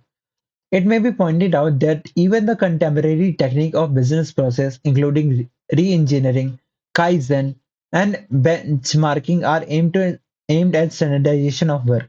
चाहे अगर हम लोग बात करते हैं री इंजीनियरिंग की, अगर हमने कोई चीज पहले डेवलप कर रखा था उसको हमने फिर से तोड़ा, उसमें कुछ इम्प्रूवमेंट लेके आए, उसमें कुछ अमेंडमेंट्स किए हैं, मॉडिफिकेशंस की, ओके. या फिर काइजन जो कि एक जापानीज वर्ड है, हाँ, जापानीज वर्ड है जिसका मतलब होता है कंटिन्यूअस इंप्रूवमेंट. या फिर अगर इन डिटेल जाए तो उसका सिंपल सा मतलब होता है कि हम लोग किसी चीज में से कोई चीज निकालते हैं पहले, ओके, उसको हम लोग पूरा तोड़ देते हैं, फिर उसे प्रॉपरली हम लोग फिर से जोड़ते हैं. काइजन का ये इन डेप्थ मतलब होता है, जापानीज वर्ड है. इसके बारे में मैं नेक्स्ट वीडियो में कवर करूंगा, ठीक है. इसे पूरा एक लिस्ट है वहां पे, सिक्स सिग्मा, फिर लीन मैन्युफैक्चरिंग एंड ये सब बहुत सारी चीजें. कंटिन्यूअस मूवमेंट, ओके, और बेंचमार्किंग, ये सभी एम करता है कि स्टैंडर्डाइजेशन ऑफ वर्क हो पाए. बेंचमार्किंग को कह सकते हैं एक्सपेक्टेशंस सेट करना है, ऐसा कुछ, ओके. तो यहाँ पे हमने स्टैंडर्डाइजेशन का मीनिंग भी पढ़ ही लिया था. The standard are the benchmark, मतलब हमारी एक्सपेक्टेशन है, वो एक बेसिक लेवल है कि वहां तक तो हमें जाना ही है. Which must be adhered to during production, और इन सब चीजों को हमें अडर करना पड़ेगा, इस चीज को हमें कंसिडर करना पड़ेगा जब भी हम अपने काम को प्रोड्यूस कर रहे हैं, okay. The objective of standardisation are, अब देखो ऑब्जेक्टिव भी इंपॉर्टेंट है तुम्हारे लिए. तुमसे पूछ सकता है कि which of the following is not the objective of standardisation, okay. तो यहाँ पे कुछ सेंटेंस के बीच में हेरा फेरी कर देगा, तो तुम्हें वहां पे देखना पड़ेगा. To reduce a given line or product to fix type, size and characteristics. अगर हम लोग स्टैंडर्डाइजेशन को फॉलो करते हैं तो ये कहीं ना कहीं एक हमारे सामान को एक पर्टिकुलर शेप प्रोवाइड करता है, एक पर्टिकुलर टाइप प्रोवाइड करता है, एक पर्टिकुलर कैरेक्टरिस्टिक प्रोवाइड करता है, ओके, स्टैंडर्डाइजेशन की वजह से. अगर किसी फोन के अंदर सिम स्लॉट ऐसा ही है तो उस ब्रांड के उस मॉडल के हर फोन में वो सिम स्लॉट वैसे ही बना होगा, उसके अंदर कोई भी चेंजेस नहीं होंगे. फिर second point, to establish interchangeability of manufacture part and product. तो अगेन वही बात है, अगर एक फोन के अंदर सिम स्लॉट बना हुआ है तो अगर बाकी सब में कुछ भी चेंज होता तो उसमें हम लोग, हमें पहले कंपनी से बात करना पड़ता कि इसका ये सिम स्लॉट है, ऐसा ट्रायंगल बन रखा है, इसके अंदर हेप्टागन बन रखा है, ऐसा कुछ बन रखा है, ठीक है. तो कहीं ना कहीं वो थोड़ा कॉम्प्लेक्स हो जाता, हम लोग इजीली हम लोग कुछ भी रिपेयर नहीं करवा पाते. तो यही पॉइंट यहाँ पे डिस्कस था. Third point, to establish standard of excellence and quality in material. अब देखो, 100 जगह अगर तुम लोग हाथ पैर डाल रहे हो, ठीक है, हाथ पैर फैला रहे हो 100 जगह पे, तो कहीं ना कहीं वो तुम्हारे लिए रिजल्ट नहीं लेके आने वाला. जहां तुम एक चीज के ऊपर पूरा डेडिकेट हो गए या फिर एक दो चीजों के ऊपर पूरा डेडिकेट होके अपना काम कर रहे हो, ठीक है, तो वो एट देन तुम्हारे लिए सक्सेस ला सकता है, इंस्टेड कि तुम 1000 जगह पे अपने एफर्ट्स डाल रहे हो, ओके. तो यही चीज है यहाँ पे, ये तुम्हारे एक्सेलेंस को लेके आता है और क्वालिटी को मेंटेन करता है. फिर fourth point, to establish standard of performance of man and machine. अगर हम लोग कहीं ना कहीं स्टैंडर्डाइजेशन करते हैं, हम लोग स्टैंडर्ड सेट कर देते हैं, स्टैंडर्ड्स मतलब एक्सपेक्टेशन बांध देते हैं वहां पे, तो कहीं ना कहीं हमारे इंसानों को भी पता है और हमारे मशीनों को भी पता है कि किस लेवल पे काम करना है, क्या करना है, कैसे करना है, ओके. ये चीज है, मशीन को पता है, मतलब मशीन से हम लोग वो चीज निकाल सकते हैं या फिर उस हिसाब से हम लोग मशीन या फिर रॉ मटेरियल मंगा सकते हैं. अब बात करें हम लोग सिंप्लीफिकेशन की. Simplification aim at aim at eliminating superfluous variety, size, and dimension, while standardization implies devising new variety instead of the existing one. Okay, very complex language, लेकिन मैं समझाता हूँ क्या चीज़ यहाँ पे लिखा हुआ है। सिम्प्लीफिकेशन का सिंपल सा मतलब होता है कि हम लोग बहुत सारे वेराइटीज को हम लोग एलिमिनेट करें, चाहे वो साइज का हो या फिर कलर का हो या फिर डायमेंशंस का हो। ओके, अगर आईफोन आ रहा है तो उसके सिर्फ कुछ कलर्स है वहां पे, मैट ब्लैक या फिर कोई मतलब तीन चार ही कलर्स है जो कि उसी में आता है। ओके, ये नहीं कि वहां पे हजार कलर आ रखे, बेबी पिंक, ग्रीनिश, पियरिश ग्रीन, पता नहीं क्या क्या, ठीक है, ये सब चीज है। तो वो चीज वहां पे नहीं होती। फिर सिंप्लीफिकेशन एम एट एलिमिनेटिंग, और वहीं पे अगर हम लोग देखें सिंप्लीफिकेशन के बारे में, नहीं, स्टैंडर्डाइजेशन वाले पॉइंट को पहले पढ़ते हैं। Standardisation implies devising new variety instead of the existing one. So standardisation के अंदर हम लोग क्या करते हैं, देखो सिमिलर, दो सामानों को अगर हमें सिमिलर बनाने हैं तो हमारे पास दो तरीके हैं। पहले ये चीज समझो, ओके, उसके बाद फिर वो तुम इजीली समझ पाओगे। मान लो ये एक पुराना फोन है, ठीक है, ये है ओल्ड, ठीक है, ओल्ड, और एक है न्यू। ओके, हमारे पास दो तरीके हैं इनको सेम करने के।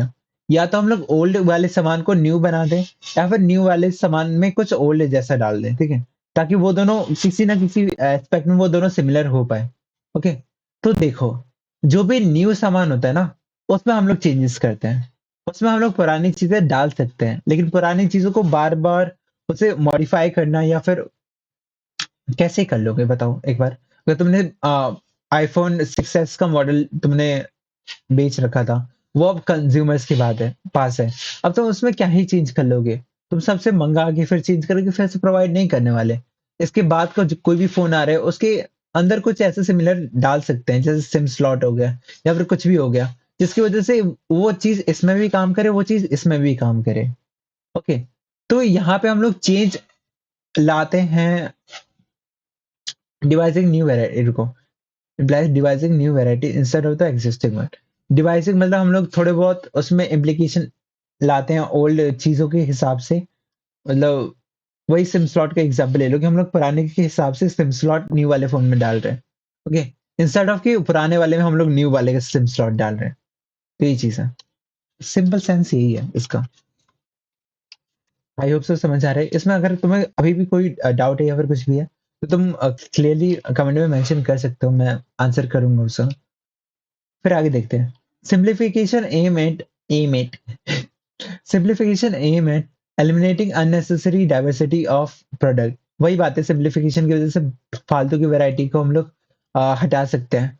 It result in saving of cost, labour, machine, tools. Okay, अगर हम लोग फालतू में हजार कलर बना रहे हैं तो उसमें कहीं ना कहीं बहुत सारी चीजें इन्वॉल्व होती, उसको बनाने का खर्चा, उनमें अलग अलग मटेरियल डलने हैं, एंड ये सब चीज है। Okay, it implies reduce inventory. अब मान लो देखिए, हमें 4000 फोन रखने हैं, हमारे पास एक वेयर हाउस है या फिर एक रूम है, ओके, जिसके हम लोग जिसके अंदर हम लोग 4 लाख फोन रख सकते हैं, 4 लाख फोन रख सकते हैं। ओके, एक तो ऑप्शन तुम्हारे पास ये है कि तुम्हारे पास चार वैरायटी है, चार कलर के फोन है और तुम्हें उसे रखना है, तो कहीं ना कहीं तुम हर वैरायटी के 1 लाख ईच फोन रख सकते हो और उसे तुम प्रॉपर सप्लाई कर सकते हो। और इससे क्या होगा ना कि तुम्हारा एक प्रॉपर चेन बना रहेगा इन्वेंट्री का, कि किसी को कुछ चाहिए तो तुम्हारे पास वो अवेलेबल है। 1 लाख इतनी जल्दी खत्म नहीं होने वाला। वही मान लो कि तुम्हारे पास 1000 मॉडल्स है, 4000 मॉडल्स है, 4000 वेराइटीज है। ओके, तो इसमें ज्यादा से ज्यादा क्या हो जाएगा, तुम हर मॉडल के सिर्फ 100 रख पाओगे। ओके, मान लो कि एक बहुत ज्यादा बिक रहा है, उसकी डिमांड बढ़ रही है, तुम्हारे पास सप्लाई शॉर्ट हो गई, एक जो कि यहाँ पे सिर्फ पड़ा हुआ है, 100 में से एक भी नहीं बिका, तो सही नहीं है ये। फालतू में इतने सारे वैराइटीज की हमें जरूरत नहीं है, हम सिर्फ चार रखेंगे, उनके प्रॉपर स्टॉक रखेंगे अपने पास, और उसे हम लोग प्रॉपरली बेचेंगे। ओके, ये चीज है इसमें। Most large companies like Nokia, Toyota, Microsoft, etc. have successfully implemented standardization and simplification। जो भी बड़ी बड़ी कंपनीज होती है ना, उसके अंदर ये चीजें हम लोग देख सकते हैं कि वो लोग स्टैंडर्डाइजेशन को भी इम्प्लाई करते हैं और सिंप्लीफिकेशन को भी अ, अपने थॉट प्रोसेस में रखते हैं, उसको नेग्लेक्ट नहीं करते। This is evident from the large share of their respective market. और ये चीज़ हम लोग इसलिए देख सकते हैं कि वो लोग बहुत सारे मार्केट्स में हैं, बहुत सारे अलग-अलग इंडस्ट्रीज़ में हैं वो लोग, लेकिन फिर भी वो लोग कहीं न कहीं एक स्टैंडर्ड अपना बना के रखे हैं, एक सिम्प्लिफिकेशन हर जगह पे लाए हुए हैं। कोई हज़ार वैरायटी वो लोग नहीं निकालते किसी भी चीज़ की। ओके भैया, सो यही था इसमें। बाकी सिम्प्लिफिकेशन ऑफ मैं तुम क्या हाइलाइट कर सकते हो, मैं एक बार बता देता हूँ। एक तो सबसे पहले ऑब्जेक्टिव्स को हाइलाइट कर लेना, क्योंकि यहाँ से क्वेश्चन आ सकता है। फिर वर्क स्टडी टेक्निक वाली बात, फिर काइज़न कंटीन्यूअस, ये तुम नेक्स्ट चैप्टर नेक्स्ट वाली वीडियो में देख लोगे, ओके? Don't worry. फिर सिम्प्लिफिकेशन वाली बात, कि हम लोग सिम्प्लिफिकेशन का सिंपल सा मतलब क्या होता है, कि हम लोग वैराइटीज़ को हटा देते हैं, और स्टैंडर्डाइज़ेशन का मतलब होता है हम लोग डिवाइसिंग कर रहे हैं। हम लोग न्यू वाले सामान के अंदर कुछ पुराने कंपोनेंट्स डाल रहे हैं, ताकि एक स्टैंडर्ड मेंटेन हो सके, ओके? और सिम्प्लिफिकेशन की वजह से हम लोग कॉस्ट को सेव कर पाते हैं, फालतू के कोई भी झंझट नहीं पालने हमें, ये सब चीज़ें हैं, ओके? और जो भी बड़ी-बड़ी कंपनीज़ होती है, वो इन सब चीज़ों को फ़ॉलो करती हैं, तभी वो लोग बड़ी कंपनी बन पाई हैं। फिर हम लोग देखते हैं मेथड स्टडी के बारे में, आखिर ये क्या है? The objective of method study is to find out one best way of doing the job. अगर हम लोग देखें मेथड स्टडी का, उसका क्या ऑब्जेक्टिव है? हम सिर्फ देखते हैं कि उसमें हम लोग एक बेस्ट वे को फाइंड आउट करना चाहते हैं, कि अगर हमें कोई काम करना है तो उसका सबसे बेस्ट तरीका क्या हो सकता है, ओके? तो वो चीज़ फाइंड करने के लिए हम लोग मेथड स्टडी करते हैं। There are various method of doing a job. Again, इस काम को करने के लिए हज़ार तरीके हैं। तुम इसी काम को हज़ार तरीके से कर सकते हो, okay? To determine the best way, there are several parameters. और अब हमें पता कैसे चलेगा कि क्या बेस्ट है, क्या वर्स्ट है? तो हम लोग कुछ पैरामीटर्स को कंसीडर करते हैं, कुछ चीज़ों को अपने दिमाग में रखते हैं, और उसी के बेसिस पे हम लोग जज करते हैं सभी मेथड्स को। Right from the procurement of raw material till the final product is delivered to the customer, every activity is a part of method study. अब चाहे वो रॉ मटेरियल का एक्वायर करना हो, उसे खरीदना हो, या फिर सामान को प्रोसेस करना हो, प्रोडक्शन करना हो, मार्केटिंग करना हो, या फिर करना हो, जो भी करना हो, ठीक है? और एट द एंड जब तक हम लोग उसे डिलीवर नहीं कर देते हैं कस्टमर को, तो इस ये सारी चीज़ें अपने मेथड के अंदर आता है। कोई ना कोई प्रॉपर मेथड को हमें फॉलो करना है, okay? Taylor devised the concept of assembly line by using the method study. Very important है ये असेंबली लाइन वाला। अगर तुम्हें कहीं पे असेंबली लाइन का कॉन्सेप्ट पूछा जाता है कि आखिर ये किस में मेंशन है, तो तुम उसे मेथड स्टडी से रिलेट कर देना। और किसने इसे निकाला था? टेलर ने। और कौन इसे ज्यादा यूज करा था? Ford Motors. Ford Motor Company used this concept very successfully. Even now, auto companies are using it. बाकी जो भी ऑटोमोबाइल है, ऑटो मतलब वो तीन पहिया वाला नहीं, मतलब ऑटोमोबाइल वाली कंपनी जो है, वो इन सब चीजों को यूज करती है वो। The objective of the whole exercise is to minimize the cost of production and maximize the quality and satisfaction of the customer. So objective क्या है इस चीज को करने का? इन शॉर्ट हम लोग ये कर ही क्यों रहे हैं? इसका सिंपल सा रीज़न ये है कि हमें अपनी क्वालिटी बढ़ानी है और कस्टमर्स का सैटिस्फैक्शन हमें इम्प्रूव करना है। Okay? For this purpose many techniques like process chart and operation research etcetera are used.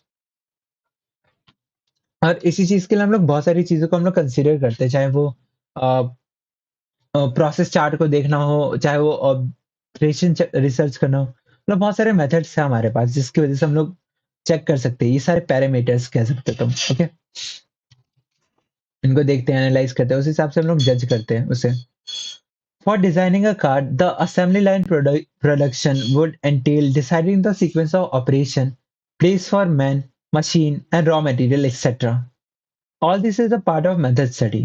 अब देखो, कोई भी हम लोग गाड़ी बनाते हैं, ऑटोमोबाइल मतलब कार वार बनाते हैं, तो वहां पे असेंबली लाइन का कॉन्सेप्ट आता है। अब असेंबली लाइन क्या है?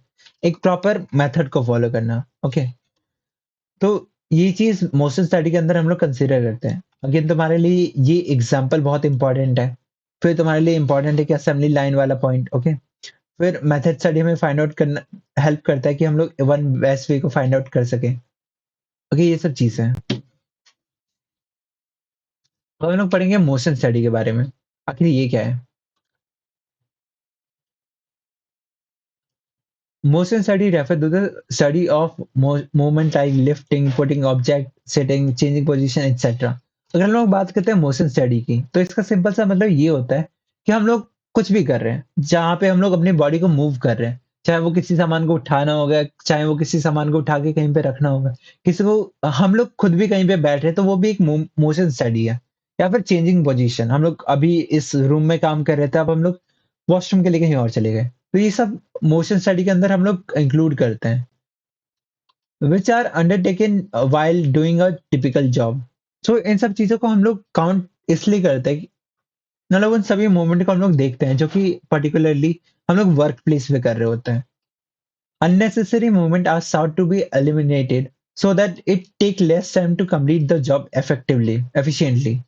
जो भी unnecessary movement होती है कि मान लो कि तुम क्या है, वेट बताता हूँ, ये बहुत ही रिलेटेबल हो जाएगा। ओके, तुम्हारी यहाँ पे क्लास है, यहाँ पे वॉशरूम है। ओके, तुम जाते यहाँ से हो। ओके, लेकिन आते हो कैंटीन, ग्राउंड, फिर ये क्लास, वो क्लास, ये सब, फिर जाके आते हो क्लास में। ठीक है, तो ये अननेसेसरी मूवमेंट है। ये इसलिए पॉसिबल हो पा रहा है क्योंकि तुम्हारा जो ये वॉशरूम है, वो तुम्हारी क्लास से थोड़ा बहुत दूर है। टीचर तुम्हें नोटिस नहीं कर सकती। अगर मान लो कि यही वॉशरूम को तुम्हारे क्लास के सामने ही लगा दिया जाए, ठीक है, तुम यहाँ से जाओगे, बाहर दरवाजे से तुम्हारी टीचर देख रही है कि गया फिर आया कि नहीं, तो तुम्हारा वो अननेसेसरी मूवमेंट वो खत्म कर देंगे। ऑल्दो अननेसेसरी नहीं होता हमारे लिए। ठीक है, अ, लेकिन इसका बस मेन ऑब्जेक्टिव यही होता है कि हम लोग कोई भी अननेसेसरी मूवमेंट को आइडेंटिफाई करें और उसे एलिमिनेट कर दे पूरा। अब for example, Taylor and his associate Frank Gilbreth, ये एक एग्जांपल है फ्रैंक गैलिबर्ट का, जो कि उसी टेलर के साथ उस कंपनी के अंदर काम कर रहा था। Were able to reduce motion in brick laying from 18 से 18 टू जस्ट 5।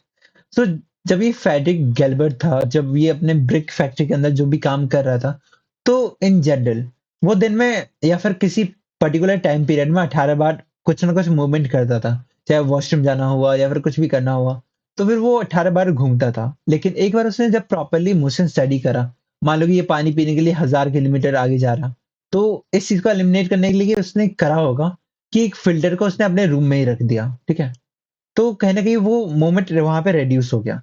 तो ऐसे ही उसने बहुत सारी चीज़ों को आइडेंटिफ़ाई करा और एट द एंड जो ये 18 मूवमेंट करता था ना, वो जस्ट 5 पे आके सिमट गया। मतलब 5 से ज़्यादा वो फिर करता नहीं था मूवमेंट। ओके, समझ रहे होगे। Taylor demonstrated that productivity increase to about 4 times by this process. Taylor ने ये चीज़ नोटिस करा कि एक बार जब इस बंदे का मूवमेंट इतना ज़्यादा ड्रेस डेड ड्रेस इतना ज़्यादा कम हो गया, ठीक है? इतना ज़्यादा कम हो गया, तो कहीं न कहीं उसका प्रोडक्शन 4 टाइम्स बढ़ गया था। वो 4 गुना ज़्यादा अपना काम को अच्छे से कर पा रहा था। On close examination of the body motion, for example, it is possible to find out motion which are productive। अगर हम लोग देखते हैं कि आखिर एक इंसान कहाँ पे कैसे मूव कर रहे हैं या फिर क्यों जा रहे हैं, तो हम लोग फाइंड आउट कर सकते हैं कि आखिर क्या चीज़ें प्रोडक्टिव है। मतलब वो चीज़ उसके लिए नेसेसरी है, जाना है तो उसे जाना ही पड़ेगा। फिर सेकंड पॉइंट है मोशन व्हिच आर इंसिडेंटल। मतलब इन जनरल वो जाता नहीं है, लेकिन गया है तो कुछ ना कुछ काम करने के लिए गया है। ओके, जैसे स्टोर पे जाना पड़ गया। इन जनरल कोई एम्प्लॉय है वो स्टोर पे नहीं जाता, लेकिन हो सकता है कि उसे कुछ सामान लेना हो कंपनी से रिलेटेड, तो वो स्टोर पे गया। ठीक है, और ये इन जनरल नहीं होता है, इंसिडेंटल वाला। फिर third point, motion which are unproductive, ये थर्ड पॉइंट है। अब देखो यहाँ से क्वेश्चन कैसे आ सकते हैं, यहाँ से भी क्वेश्चन आ सकते हैं, डरने वाली बात नहीं है। अब तुम्हें 4 एग्जांपल दे देगा और पूछ लेगा कि which of the following does not come under motion study. Motion which are productive, motion which are incidental, motion which are oftenly done, ऐसा कुछ दे सकते हैं इंसिडेंटल की जगह पे। ओके, तुम्हें लगेगा इंसिडेंटल है। ओके, इंसिडेंटल है या फिर इंसिडेंटल है, क्योंकि ये अजीब सा वर्ड तुमने कभी सुना नहीं होगा, तो इसको टिक कर दोगे। लेकिन ये तो है ना। देन फोर्थ पॉइंट तुम्हें दे सकते हैं ना। ओके, मैं इसको आज के कम्युनिटी पोस्ट में डालने वाला, देखते हो कौन सही जवाब देता है। Okay, took the screenshot. Okay, आगे बढ़ते हैं। Taylor use stop watches and very simple and colour to identify different motion. Taylor ने बहुत सारी चीजों को देखा था, स्टॉप वॉचेस को कंसीडर करा था कि एक इंसान कितना टाइम ले रहा है किसी कहीं पे जाने में, क्या उस काम को कंप्लीट करने में, ये चीजें। उसने फिर कलर्स के साथ करा था कि ग्रीन है तो हाँ ये प्रोडक्टिव है, येलो है तो हाँ इंसिडेंटल है, रेड है तो हटाओ इसे, अनप्रोडक्टिव काम कर रहा है ये बंदा। Throughout motion studies, Taylor was able to design suitable equipments and tools to educate workers on their use. अब टेलर ने जब ये सब करा तो उसने एक प्रॉपरली मेथड आइडेंटिफाई करा जिसकी वजह से वो अपने वर्कर्स को एजुकेट कर सके। Okay, the result achieve by him were truly remarkable. एक बार मान लो यहाँ पे फेडरिक फ्रैंक गैलिबर्ट फ्रैंक गेलबर्ट इस बंदे का एग्जाम्पल था। तो खुद देख सकते हो कि इसका मूवमेंट थोड़ा बहुत कम हुआ, मतलब लगभग लगभग 15 से मतलब 13 से कम हुआ, वैसे पता है मुझे, बट ठीक है उसका कम हुआ तो कहीं ना कहीं इसका 4 टाइम्स इम्प्रूवमेंट हो गया। ओके, इसका जब 1/4 मूवमेंट कम हुआ तो कहीं ना कहीं इसका 4 टाइम्स प्रोडक्शन ज्यादा हो गया। समझ सकते हो ना। The result achieve by him were truly remarkable. जो इस बंदे ने कर दिखाया था वो बहुत ज्यादा रिमार्केबल था। आज से पहले शायद किसी ने ऐसा करा नहीं होगा। ओके, तो ये चीज है, ये चीज तुम्हें कंसिडर करना पड़ेगा। यहाँ पे इंपॉर्टेंट है अपने फ्रैंक गिलबर्ट का एग्जांपल। ओके, जो 18 से 5 वाला पॉइंट इंपॉर्टेंट है, फिर ये 3 पॉइंट्स इंपॉर्टेंट है तो इन्हें मार्क कर लेना। ओके, फिर हम देखते हैं टाइम स्टडी के बारे में, आखिर ये क्या है। It determines the standard time taken to perform a well-defined job. Time measure device are used for each element of task. अब देखो यहाँ पे तुम्हें आइडेंटिफाई करना है कि एक पर्टिकुलर जॉब को, एक पर्टिकुलर काम को तुम्हें करने में कितना टाइम लगता है, एक स्टैंडर्ड टाइम कितना है। The standard time is fixed for the whole of the task by taking several recordings. अब देखो, तुम पर्टिकुलरली ये नहीं कह सकते इस काम को डैश 5 मिनट लगते करने में, ठीक है। तो ये सिर्फ एक ऑब्जर्वेशन को देख के तुम नहीं कर सकते, ठीक है। तुम्हें बहुत सारे रिकॉर्ड्स देखने पड़ेंगे, बहुत सारे ऑब्जर्वेशंस करनी पड़ेगी, उसके बाद फिर तुम्हें कहीं ना कहीं एवरेज लेना पड़ेगा। कोई बंदा 5 मिनट ले रहा है, कोई बंदा 10 मिनट ले रहा है, कहीं ना कहीं बहुत सारी वैरायटी हो सकता है वहां पे। लेकिन एट द एंड तुम्हें एवरेज लेना पड़ेगा ताकि एक स्टैंडर्ड टाइम तुम फिक्स कर सको, ताकि जो बंदा ज़्यादा प्रोडक्टिव है वो अ, मतलब जल्दी काम खत्म कर देता है, तो वो थोड़ा बहुत अपने आप को लेस बर्डन फील कर सके कि हाँ मेरे पास इतना टाइम है, मैं और भी टाइम लेके कर सकता हूँ। और जो बंदा बहुत ज़्यादा टाइम ले रहा था वो थोड़ा प्रेशर फील कर सके कि हाँ मुझे टाइम लिमिट के अंदर काम करना है। The matter of the time study will depend upon volume and frequency of work. So वही टाइम स्टडी डिपेंड करता है कि आखिर अब तुम्हारे पास काम कितना है और किस लेवल पे काम है, कितनी जल्दी तुम्हें वो काम मिलता रहता है। The cycle time of a operation and time measurement cost। आखिर एक काम को कितनी बार आता है वो, अगर एक काम इस मंथ में आया है तो क्या वो अगले मंथ में आ रहा है या फिर अगले मंथ के अगले मंथ में वो सेम काम आ रहा है, मतलब किस साइकिल के साथ वो रिपीट कर रहे हैं। अगर ये चीज है, फिर टाइम मेजरमेंट कॉस्ट, फिर ये भी कंसिडर करते हैं हम लोग, टाइम को मेजर करते हुए कॉस्ट, ठीक है। तो जो भी है, ठीक है। तो objective of time study is to determine the number of worker to be employed. अब देखो, टाइम स्टडी का मेन फंक्शन क्या है, आखिर हम लोग कर क्यों रहे हैं। सबसे पहली बात कि हम लोग एक स्टैंडर्ड टाइम को फिक्स कर सकें। ओके, फिर ताकि हम लोग फाइंड आउट कर सकें कि हमें कितने लोगों की जरूरत है। Determine the number of workers to be employed. Okay, ये चीज है। Frame suitable incentive schemes and determine labour cost. और इसके बाद फिर हम लोग ये भी फाइंड आउट करते हैं कि आखिर एक इंसान को हम लोग कैसे मोटिवेट कर सकते हैं और उसे कितना वेजेस हमें प्रोवाइड करना पड़ेगा। ओके, यही चीज है। अब हम देखते हैं यहाँ पे, for example on the basis of the several observation. देखो एक चीज समझो, वर्कर्स की जरूरत हम लोग कैसे फाइंड आउट कर सकते हैं, ये तुम्हारे मन में चल रहा होगा। ओके, अब मान लो हमने फाइंड आउट करा कि एक पर्टिकुलर काम को करने में एक बंदा 1 दिन लगा रहा है, ठीक है। अगर किसी इंसान को एक काम करना है, ओके, एक पर्सन को एक काम करना है तो वो 1 दिन का टाइम लगा रहा है।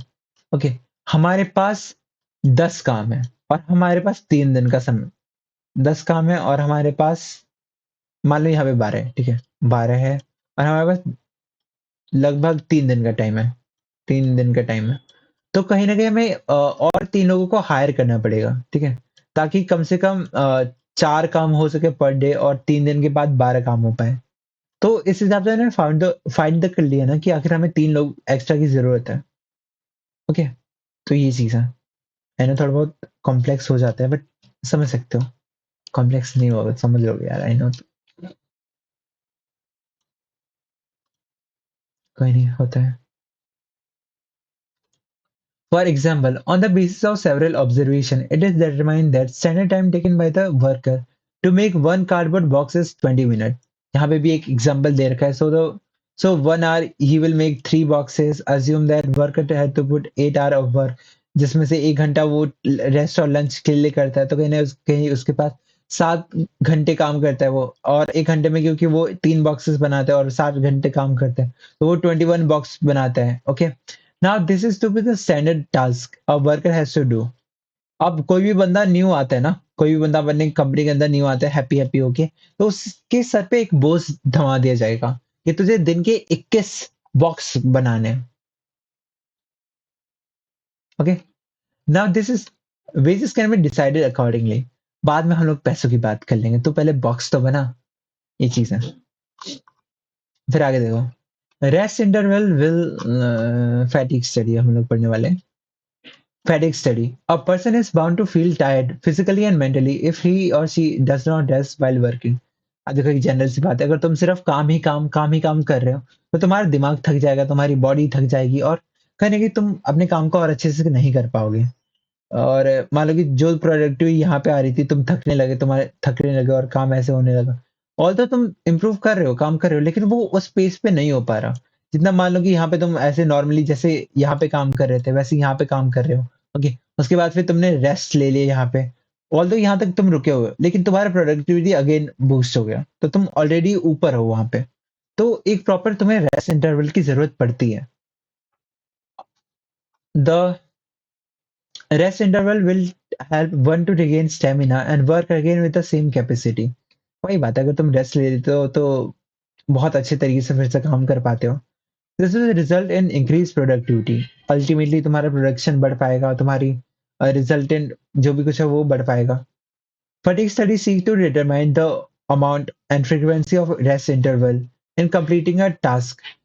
जो भी अपना फैटिग स्टडी होता है ना, वो एट द एंड हेल्प करता है कि फाइंड आउट कर सके कि आखिर एक इंसान को अपने काम के दौरान कितना रेस्ट इंटरवल चाहिए होगा ताकि वो अपने काम को और भी अच्छे तरीके से कर पाए. Okay, my Doma just hit. मुझे देखना पड़ेगा कि हाँ रिकॉर्डिंग हो रहा है. चल सही है. इस बार अगर रिकॉर्डिंग नहीं हो रहा होता तो सही में बुरा लगता, बहुत बुरा लगता. For example, normally in a plant work take place in the 3 shift of 8 hour each. So अगर हम लोग देखते हैं एक प्लांट की या फिर फैक्ट्री की, तो वहां पे वर्क 24 घंटे होते हैं, 8 घंटे की एक शिफ्ट होगी और ऐसी 3 शिफ्ट वहां पे चलती है. वहां पे कोई ब्रेक नहीं होता. एक बंदा आया 8 घंटे काम किया, फिर दूसरा शिफ्ट आते दो, वो बंदा 8 घंटे काम करता है, फिर तीसरा शिफ्ट आया, वो 8 घंटे काम करता है. Even in a single shift a worker has to be given some rest interval to take his or her lunch etcetera. लेकिन 8 घंटे के टाइम के अंडर भी उसे कुछ ना कुछ रेस्ट इंटरवल देना पड़ता है ताकि वो अपना खाना खा सके. Okay, if the work interval heavy manual okay if the work involve heavy manual labor, then small pause have to be frequently given to the worker so that she can recharge his or her energy for optimal contribution. अब मान लो कि काम ऐसे है जहां पे तुम्हारी body का पूरा इस्तेमाल हो रहा है, तुम्हारी बॉडी बिल्कुल थक रही है हर बार. मान लो तुम्हें ईंटें उठाने हैं या फिर मजदूरी करनी है, ठीक है, तो फिर वहां पे तुम्हें जरूरत पड़ती है कि तुम्हें बार बार रेस्ट इंटरवल मिले. आधे घंटे 2 घंटे भाई, एक 15-20 मिनट का रेस्ट इंटरवल मिल गया ताकि तुम एनर्जी रिचार्ज कर पाओ, तुम अ, फिर तुम चाय पी पाओ, ये सब कर पाओ ताकि तुम्हारे अंदर वो एनर्जी आ पाए दोबारा. तो ये चीज है.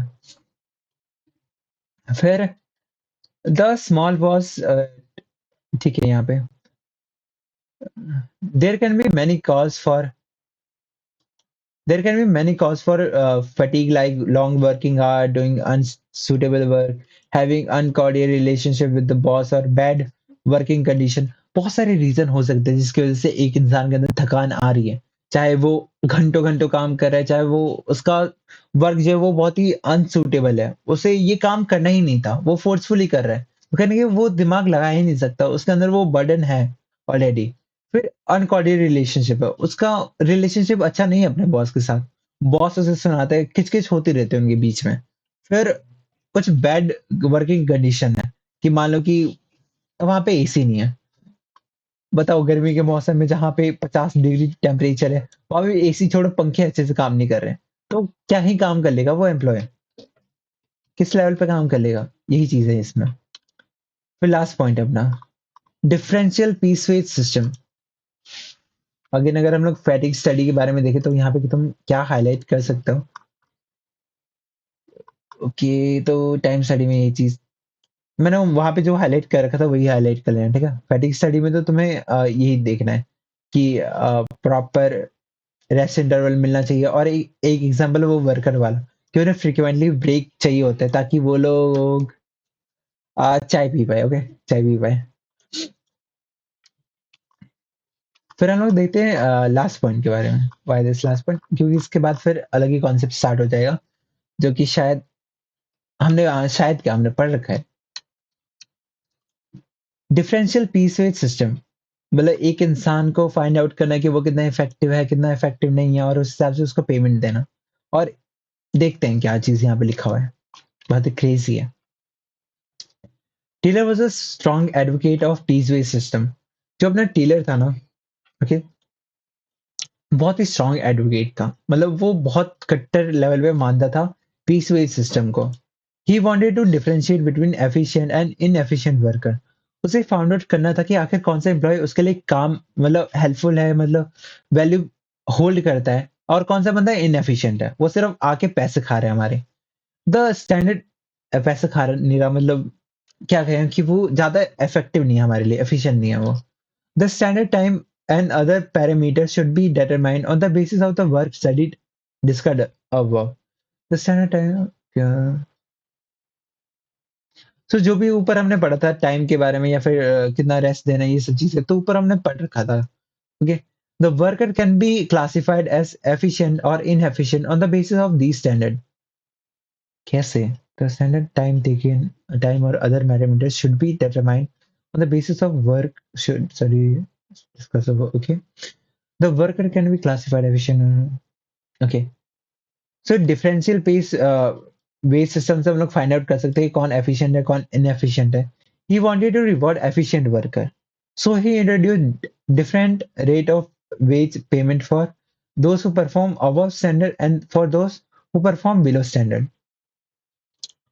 अब टेलर को चाहिए था कि वो फाइंड आउट करे कि कौन सा इंसान उसके कंपनी के लिए काम मतलब हेल्पफुल है, मतलब वो वैल्यू होल्ड करता है उसके कंपनी में। तो इसके लिए उसने क्या करा ना, उसने निकाला different rate of wage payment, मतलब डिफरेंशियल पीस वेज सिस्टम। अब इसके लिए तुम एग्जांपल समझो, ओके? मान लो तुम एक वर्कर हो, तुम्हारे घर के हालात बहुत खराब है, ओके? तुम एक वर्कर हो, और यहाँ पे तुम्हारा मालिक यहाँ से कहता है कि तुम्हें 800 काम, तुम्हें 800 प्रोडक्ट बनाने हैं, ठीक है? 800 प्रोडक्ट बनाने हैं, लेकिन तुम 798 ही बना पाए, कि एक दिन के अंदर सिर्फ 798 ही बना पाए, ओके? तो तुम्हें इसके हिसाब से पर यूनिट के हिसाब से तुम्हें सिर्फ 10 रुपए मिल रहा है। तो दिन की कमाई कितनी होगी तुम्हारी? 7,980, ठीक है? 7,980 दिन की कमाई कर ली तुमने, बहुत बढ़िया है। तुम आराम से खा पी सकते हो, ओके? लेकिन वहीं पे एक मच्छर ने ये भी कह रखा है कि जो इंसान 800 से अगर एक भी पीस ज्यादा बनाता है ना, 801 हो गया, 802 हो गया, ठीक है? अगर वो इतना बनाता है, तो एक संतोष परफॉर्म बिलो परफॉर्म फॉर दोस्त who perform above standard and for दोस्त ठीक है? तो अगर कोई बंदा 801 भी बनाता है, या फिर 801 बनाता है, ठीक है? तो उसको मिलेगा 15 रुपए के हिसाब से, और पैसे 15 रुपए के हिसाब से। तो कितना हुआ? वन टू 120 15, ठीक है? मतलब 12,015। सीधे समझ रहे हो कितना का डिफरेंस आ गया यहाँ पे? कितना का आ गया बताओ? 35, 4,000, 35 का, है ना? 80 20 और ये हुआ, आज जो भी है, ठीक है? मैथ्स क्लास नहीं है। 4,003, मतलब इतने ज्यादा डिफरेंस आ गया। तो सिर्फ एक यूनिट बढ़ाने से, मतलब ये बंदा मान लो कि ठीक है, ये बंदा 3 यूनिट एक्स्ट्रा बना देता, तो कहीं ना कहीं इसके पास 4,000 का मार्जिन आ जाता। समझ रहे हो कितना? और देखो 4,000 बहुत है उस बंदे के लिए जो एक फैक्ट्री में काम कर रहे हैं। तो कहीं ना कहीं ये बंदा खुद को पुश करेगा कि हाँ, बस 3 ही तो और बनाने, तो वो बना देगा यहाँ पे। तो कहीं ना कहीं अल्टीमेटली प्रोडक्शन अपना बढ़ रहा है। ओके, ऑल्दो अपना कंपनी बहुत ज्यादा कमा लेगा उस 3 एक्स्ट्रा बनाने से। तो ये चीज था यहाँ पे, हमने आइडेंटिफाई कर लिया कि कौन सा बंदा कम काम कर रहा है या फिर कौन सा बंदा ज्यादा काम कर रहा है। और कौन सा बंदा कम काम कर रहा था उसको हमने मोटिवेट भी कर दिया कि हाँ, तू और काम कर ले, तुझे और पैसे मिल जाएंगे। फॉर एग्जाम्पल यहाँ पे दे रखा है कुछ ऐसी सिचुएशन इसने बना रखा है, ठीक है, जो ऊपर मैंने एक्सप्लेन करा था विथ अलग figure. According to Taylor, the difference of one in, और जो 4,000 का डिफरेंस था, should be enough for an inefficient worker to motivate the performance motivated to perform better. So 4,000 का डिफरेंस इनफ था उस वर्कर के लिए कि वो खुद को मोटिवेट कर पाए और कह पाए कि हाँ, थोड़ा सा ही तो काम है, मैं कर लूंगा। Okay, to be motivated from his own experience, Taylor gives the example of a worker named Sachmit. So यहाँ पे एक और बंदा आता है। ऊपर हमने देखा था फ्रैंक गिलबर्ट ऐसे करके कोई बंदा था। यहाँ पे एक और बंदा आता है, सचमिंद ऐसा कोई बंदा था। और इस बंदे ने भी एक्स्ट्रा पैसे कमाए थे। जो ये बंदा पहले 1.15 कमा रहा था, वो अब कमा रहा था $1.85। Okay, from increase on increasing pig iron dollar from 1.25 ton per day in the box आ रहा है। सो अगेन वही बेथलेम स्टील कंपनी के अंदर पता नहीं पिग्स क्यों काम करे, पिग्स क्यों आ रहे बार बार, स्टील ही कंपनी थी ना। तो ये इन शॉर्ट इसके अंदर क्या था कि ये बंदा जो था, उसका पैसे इसी वजह से बढ़ पाए, खुद को मोटिवेट करा था इस बंदे ने, और इसकी सैलरी भी बढ़ी थी इस वजह से। मतलब पीस वेज वाली बात यहाँ पे थी। Iron loading from 12.5 ton per man per day to 47 ton per man per day. So इसी चीज की वजह से जो ये इम्प्लीकेशन आया था कि तुम अगर पर्टिकुलर स्टैंडर्ड से ऊपर काम करते हो तो तुम्हें $1.15 की जगह पे $1.85 मिलेगा, जो कि ठीक ठाक अमाउंट है मतलब एक बंदे के लिए। तो ये इनफ था मोटिवेट करने के लिए उन एम्प्लॉयज को, जहां पे पहले 12.5 टन ही पिक्स लोड कर पाते थे वो लोग, अब 47 टन कर रहे हैं। That's impressive. समझ रहे हो? It is important to have relook at the techniques of scientific management. तो यहाँ तक हमने प्रिंसिपल्स खत्म कर लिए, टेक्निक्स खत्म कर लिया, अब हम लोग सिर्फ कहीं ना कहीं कंक्लूजन पे आ रखे हैं। It is important to have a relook at the techniques and scientific management as comparing unified whole, Taylor's perspective of efficiency. अगर हम लोग इन सभी चीजों को पढ़ते हैं तो कहीं ना कहीं हमें पता लग जाता है कि आखिर टेलर का क्या पर्सपेक्टिव था साइंटिफिक मैनेजमेंट को लेके। Search for efficiency required the search for one best method, and the chosen method must lead to the determination of fair day's work. सब वही बात है कि हम लोग एक बेस्ट वे को फाइंड करते हैं, और उसी वही बेस्ट वे हमें बहुत सारी चीजों की तरफ लेड करता है, अल्टीमेटली सक्सेस की तरफ लेड करता है, लीड करता है। ठीक है, एक बार मैं यहीं से बढ़ता हूँ क्या अपने नोट से।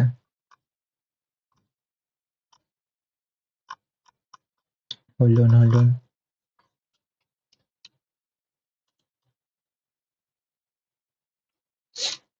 It is important to have a relook at the techniques. Okay, ठीक है। टेलर्स पर्सपेक्टिव ऑफ एफिशिएंसी, उससे हमें पता चला था कि उसकी एफिशिएंसी के लिए क्या इमेज है या क्या पीओवी है। Search for efficiency required the search for one best method, and the chosen method must lead to the determination of fair day's work. Okay, so उसकी वजह से कहने की बहुत सारी चीजें हम लोग इम्प्रूव कर पाए थे, और एक दिन के अंदर जो भी काम हो रहा था वो अल्टीमेटली इंक्रीज हो पा रहा था। There must be compensation system that differentiate those who are able to accomplish exceed the fair day's work. वही डिफरेंशियल पीस वेज वाले सिस्टम को हमने पढ़ा था, वहां से हमें पता चल चुका था कि कौन सा बंदा इफेक्टिव एफिशिएंट है हमारे लिए और कौन सा बंदा इनएफिशिएंट है। Okay, the differential system must be based on premises that efficiency is a result of joint effort of the manager and worker. अब जो भी यहाँ पे कंक्लूजन आ रहे हैं, उसको हमें इस वे में मोल्ड करना चाहिए, उसे इस तरह से डिफाइन करना चाहिए कि आखिर जो भी अपनी कंपनी का एफिशिएंसी या फिर कोई भी एफिशिएंसी है, वो डिपेंड करता है कि आखिर अपना वर्कर और मैनेजर के बीच में क्या रिलेशनशिप है, उनके बीच का बॉन्ड कैसा है। ओके, उनके जॉइंट एफर्ट की वजह से ही कुछ भी हो पाता है अपनी कंपनी के अंदर। कोई एक बंदा नहीं कर पाता कोई भी चीज को। Thus, rather than quarreling over the share of resultant surplus, the worker and manager should work in harmony for maximizing the output rather than restricting it. Instead of fighting कि मुझे ज़्यादा सैलरी चाहिए, मुझे ज़्यादा काम चाहिए, ठीक है? इन दोनों को आपस में एक दूसरे का साथ देना चाहिए ताकि अल्टीमेटली अपने बिज़नेस का फ़ायदा हो सके। मैक्सिमम आउटपुट वहाँ से निकल सके। अगर ये दोनों आपस में भिड़ रहे होते हैं, तो कहीं न कहीं आउटपुट जो है वो रिस्ट्रिक्ट हो रहा है। वो उस लेवल पे प्रोड्यूस नहीं हो पाता। ये चीज़ यहाँ पे लिखा हुआ है। Clearly, the sum of the substance of Taylor's idea lied not in disjoint description of principle and techniques of scientific management. Clearly हम लोग कह सकते हैं जो भी टेलर्स के आइडिया थे वो एकदम चेंजेस द माइंडसेट ऑफ वो सिर्फ टेक्निक्स या फिर प्रिंसिपल तक सीमित नहीं थे, बल्कि उसका मेन एम था कि एक माइंडसेट चेंज हो सके, एक मेंटल रिवॉल्यूशन आ सके वर्कर्स और मैनेजर्स के बीच में। Mental revolution include a change in attitude of workers and management towards one another from completion to cooperation. So अगर हम लोग बात करते हैं मेंटल रेवोल्यूशन की, इसका सिंपल सा मतलब क्या होता है कि ये बस एटीट्यूड होता है एक कि मुझे एक तरफ एम्प्लॉय है, एक तरफ एम्प्लॉयर है। दोनों को एक-दूसरे से भिड़ना नहीं है, लड़ना नहीं है। उन्हें एक-दूसरे की वैल्यू करनी है, कॉम्पिटिशन की जगह कोऑपरेशन करना है। ये चीज़ है यहाँ पे। Both should realise that they require one another. दोनों को रियलाइज़ करना चाहिए कि दोनों को एक-दूसरे की ज़रूरत है। Both should aim at increase the size of surplus और दोनों को ही एम करना चाहिए कि वो अपने सरप्लस को इम्प्रूव कर पाएँ, अपने बिज़नेस का सरप्लस यानी प्रॉफिट को इम्प्रूव कर पाएँ, इंक्रीज़ कर पाएँ। This would eliminate the need of any agitation. Management should share a part of surplus with worker. Workers should not contribute should also contribute their might so that company make profit. So again वही बात है कि management को जो भी कुछ फायदा हो रहा है तो उसे वर्कर्स के साथ शेयर करना चाहिए और on the other hand workers को भी अपने हिसाब से जितना वो काम कर सकते हैं उतना उन्हें काम करना चाहिए। कंपनी को प्रॉफिट बना के देना चाहिए। This attitude will be good for both of them. Okay, so ये एम्प्लॉयज के लिए भी सही है और मैनेजर के लिए भी सही है और साथ ही साथ अपनी कंपनी के लिए भी सही है। Okay, in the long run only workers wellbeing will ensure prosperity of business. लेकिन जब तक हम लोग अपने एम्प्लॉयज को खुश नहीं रखेंगे, लॉन्ग रन में अपनी कंपनी सक्सेसफुल नहीं रह बन पाएगी। ओके, सो ये इंपॉर्टेंट है। चाहे कितनी भी राम कथा हमने पढ़ ली हो, एट द एंड वर्कर्स का वेलबींग रहना बहुत ज़्यादा ही ज़रूरी है अपनी कंपनी की प्रॉस्पेरिटी के लिए। Now, having studied the element of principle, technique, scientific management, we can consider the practical application of the same time FW Taylor in the present. So, जो कुछ भी हमने पढ़ा था, उसको हम लोग at the present हम लोग देख सकते हैं कि आखिर उसका क्या एप्लीकेशन है, हो रहा है at the present time. We can also examine the present status of scientific management. आज के टाइम में क्या चल रहा है साइंटिफिक मैनेजमेंट का, वो भी हम लोग देख सकते हैं। Today, many new techniques have been developed as a sequel of scientific management. अब देखो, जो टेलर ने स्टार्ट करा था ना, वो बिल्कुल इनिशियल फेज था। वो एकदम नया-नया बना था। लेकिन विद टाइम उसके अंदर बहुत सारी चीज़ें ऐड होती रहीं। बहुत सारे लोग अपने थॉट्स प्रोसेस को इसके अंदर डालते रहे और कहीं न कहीं साइंटिफिक मैनेजमेंट जो भी वहाँ पे कंसिडर होता था, वो एक नेक्स्ट लेवल पे है। Today, many new techniques have been developed as a sequel to scientific management. So again वही बात है कि बहुत सारी टेक्निक्स आ रखी हैं जिसको हम लोग साइंटिफिक मैनेजमेंट भी कह सकते हैं। Operation research was developed in the Second World War to optimize the development of war material. So operation research was developed in Second World War to optimize the uh, work material similarly. सो एक example अपना operation research का, ठीक है, जो कि develop हुआ था second world war के टाइम में, जो कि हेल्प कर रहा था कि बहुत सारे वॉर मटेरियल्स को डेवलप करने में। ओके, एक एग्जांपल ये है वर्ल्ड वॉर टाइम पे, सेकंड वर्ल्ड वॉर टाइम पे ऑपरेशन रिसर्च का, और सेकंड एग्जांपल है असेंबली लाइन का, जो कि डिस्कवर भले करा गया था एफडब्ल्यू टेलर के द्वारा, लेकिन उसको ज्यादा यूज करा था फोर्ड मॉडल में। ओके, वो यूज करा था मॉडल टी को, motor company for manufacturing model T car for the masses. This concept is much used now. The least developed in scientific management is lean manufacturing. अब लीन manufacturing क्या है? Okay, तो लीन manufacturing के अंदर हम लोग कुछ वेस्ट को हम लोग एलिमिनेट करने का ट्राई करते हैं। लीन मैन्युफैक्चरिंग ये होता है, या फिर हाँ, हम लोग कुछ चीज़ों को हम लोग, वैसे ये वाला बॉक्स को हम लोग नेक्स्ट वीडियो में कवर कर लेंगे, डोंट वरी। तो यहाँ पे लीन मैन्युफैक्चरिंग अगर हम लोग देखते हैं, तो यहाँ पे लोग 7 वेस्ट को एलिमिनेट करने का ट्राई करते हैं। पहले अपना रिडक्शन, पहले है अपना ओवर प्रोडक्शन, फिर है अपना वेस्टिंग टाइम, फिर ट्रांसपोर्टेशन, फिर प्रोसेसिंग, फिर मोशन, इन्वेंट्री, स्क्रैप। ये 7 चीज़ें हैं जिसको हमें हटाना है, और ये चीज़ फोर्ड मॉडल भी इम्प्लीमेंट कर रहा था, ओके, अपने टाइम पे। Now a day, robotics and computers are being used in production and other business activities. This is a part of scientific management of these activities. It has been it has increased productivity level. आज के time में robots को हम लोग use करते हैं, computers को हम लोग यूज करते हैं प्रोडक्शन के प्रोसेस में, जिसने कहीं ना कहीं हमें हेल्प कर रखा है कि हमारी प्रोडक्टिविटी बढ़ चुकी है उसकी वजह से। The technique of operation research have also been developed and are being used as a result of scientific management. लेकिन जो भी आजकल की टेक्निक यूज हो रही है, जो कि साइंटिफिक बैकग्राउंड से आ रखी है, जो कि हमने ऊपर पढ़ा था, मोशन स्टडी, ये सब, ओके, वो आज के टाइम में भी उतनी ही रेलेवेंट है, उसे आज के टाइम में भी हम लोग यूज कर सकते हैं।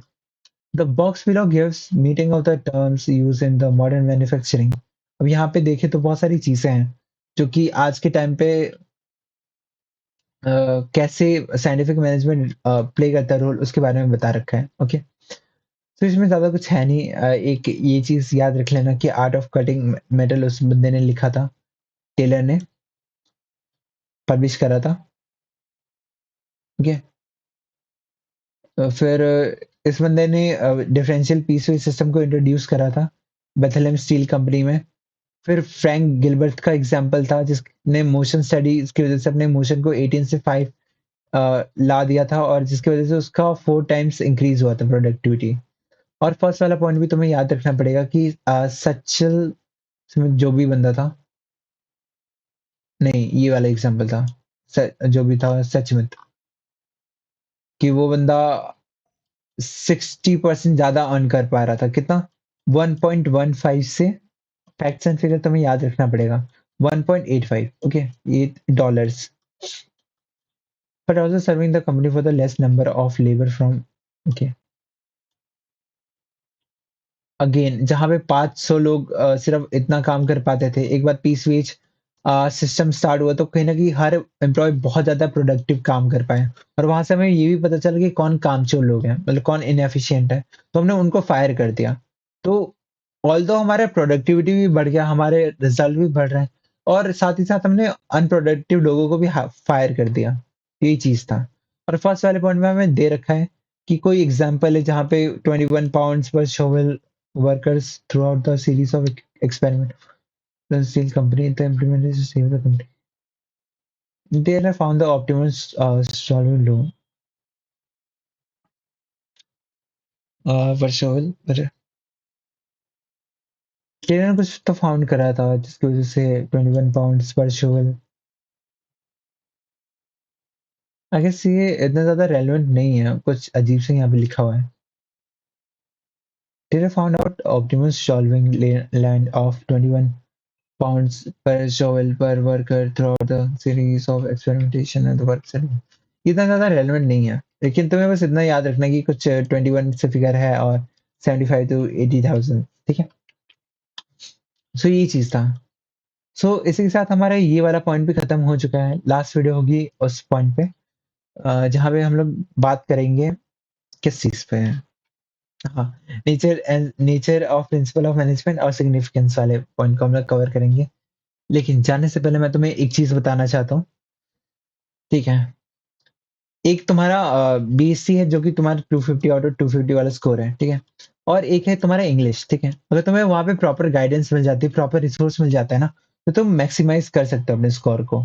जितना ज़्यादा हो सके उतना तुम स्कोर कर सकते हो और आई गेस जब तुम ये वीडियो देख रहे होगे ना, तो तुम्हारे पास इनफ टाइम नहीं होगा। तुम सारे वोकैब्स को अच्छे से पढ़ पाओ या फिर सब चीज़ों को खुद से वीडियो लेक्चर को देखो और खुद से लिख पाओ। क्योंकि कुछ ही टाइम में सीयूटी आने वाला है और साथ ही साथ क्या कहते हैं, और भी सब्जेक्ट्स हैं जिसके तुम्हें प्रॉपर्ली लेक्चर लेने पड़ेंगे, थ्योरी प्रैक्टिस करनी पड़ेगी और बहुत सारी चीज़ें हैं। तो इन सब चीज़ों को अगर तुम्हें टैकल करना है, तुम्हें बस चाहिए कि एक शीट मुझे मिल जाए जिसको मैं खुद से पढ़ के मैं उसे याद कर सकूँ। तो फिर तुम एक बार कंसीडर कर सकते हो इस चीज़ को। मैं बताता हूँ क्या। जैसे तुम यहाँ पे देख सकते हो, ये पूरा इंग्लिश का रिसोर्स पैक है। तुमने हर बार सुना होगा कि हर एग्ज़ाम के अंदर कोई ना कोई ऐसा पार्ट होता है जहाँ पे 20% ऑफ द सिलेबस से 80% क्वेश्चन आते हैं। तो वो चीज़ भी यहाँ पे मैंने मेंशन कर रखा है। ये सिर्फ सैंपल है, मतलब जो भी एक्चुअल कंटेंट है उसका थोड़ा-सा पार्ट है, ओके? और उसके बाद फिर प्रीवियस ईयर वाले वर्ड्स, अगर तुम इन्हें देख लेते हो ना, तो इनमें से बहुत सारे वर्ड्स रिपीट करेंगे। तुम्हारी वोकैब्युलरी बहुत ज़्यादा लेवल पे इम्प्रूव हो पाएगी सीयूटी के लिए। और सारे सीयूटी रिलेवेंट वाले वर्ड्स हैं और ये सारे क्वेश्चंस आ रखे हैं। ओके, तो यहाँ पे इंग्लिश वर्ड्स है, इनके मीनिंग्स है इंग्लिश में और साथ ही साथ मैंने इसे इंग्लिश में भी ट्रांसलेट कर रखा है। फिर हम लोग अगर देखें पर्सनैलिटी टाइप के बारे, मतलब वर्ड पार मेड ईज़ी के बारे में, जैसे हम लोग बाइबल ऑफ वोकैब्युलरी कहते हैं। अगर कोई भी एग्ज़ाम है, कोई भी कॉम्पिटिटिव एग्ज़ाम है, वहाँ पे वर्ड पार मेड ईज़ी का बहुत बड़ा रोल होता है। तो उतनी बुक, वो बुक बहुत ही मोटी होती है। इंस्टेड ऑफ रीडिंग दैट तुम ये रेफर कर सकते हो। अगर तुम्हारे पास टाइम है तो वो पढ़ सकते हो, लेकिन I feel at this point of time अगर तुम उसे स्टार्ट भी करते हो, तो वो शायद कंप्लीट ना कर पाओ। तो उससे अच्छा है कि तुम इसी फ्लो चार्ट को तुम देख सकते हो। कितने प्रॉपर और सिस्टमैटिक वे से देखने में भी अच्छा है। तो ये चीज़ मैंने बना रखा है। और साथ ही साथ मेरे ग्रामर के नोट्स थे जो कि मैंने प्रॉपर्ली डिटेल वे में बना रखा था। फिर वोकैब है, यहाँ पे देखो 400 प्लस सीयूटी रेलेवेंट इडियम्स। मान लो कि यहाँ पे हर्ड रॉबिन्सन, ये इस लेवल के इडियम्स होते हैं ना, वो तुम्हारे सीयूटी एग्जाम में दिखते हैं तुम्हें। और ये सभी चीजें मैंने खुद के टाइम पे भी यूज कर रखा था, इसलिए मैं बता रहा हूँ। और फ्रेजल वर्ब्स, बहुत सारी चीजें, ये सभी सिर्फ सैंपल है। और फिर यहाँ पे मैंने वोकैब भी डाल रखा है अपना। मतलब ऑलमोस्ट जो कुछ भी मैं रिसोर्स यूज कर रहा हूँ या फिर रिसोर्स यूज करने वाला हूँ अपने इंग्लिश के लिए, मैंने यहाँ पे डाल रखा है।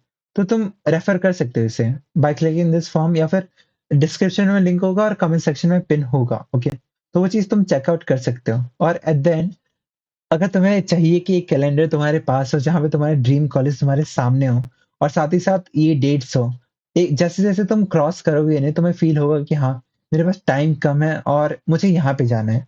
तो वो चीज़ तुम्हें हेल्प करेगा, मोटिवेट करेगा और साथ ही साथ तुम्हें पुश करेगा कि तुम मेहनत करो। कुछ ही महीनों की बात है। तो अगर तुम्हें रिसोर्स चाहिए या फिर कुछ भी चाहिए, तो तुम एक बार लिंक चेक कर सकते हो। लिंक चेक करके एक बार खुद से सैंपल को चेक कर लेना और उसके बाद फिर अगर तुम्हें अच्छा लगता है और तुम्हें फ़ील होता है कि हाँ, ये हेल्पफुल है मेरे लिए, तो फिर श्योर तुम प्रोसीड कर सकते हो आगे। बाकी इस वीडियो में बस इतना ही था। मिलते हैं नेक्स्ट वीडियो के साथ। Till then, bye bye, take care.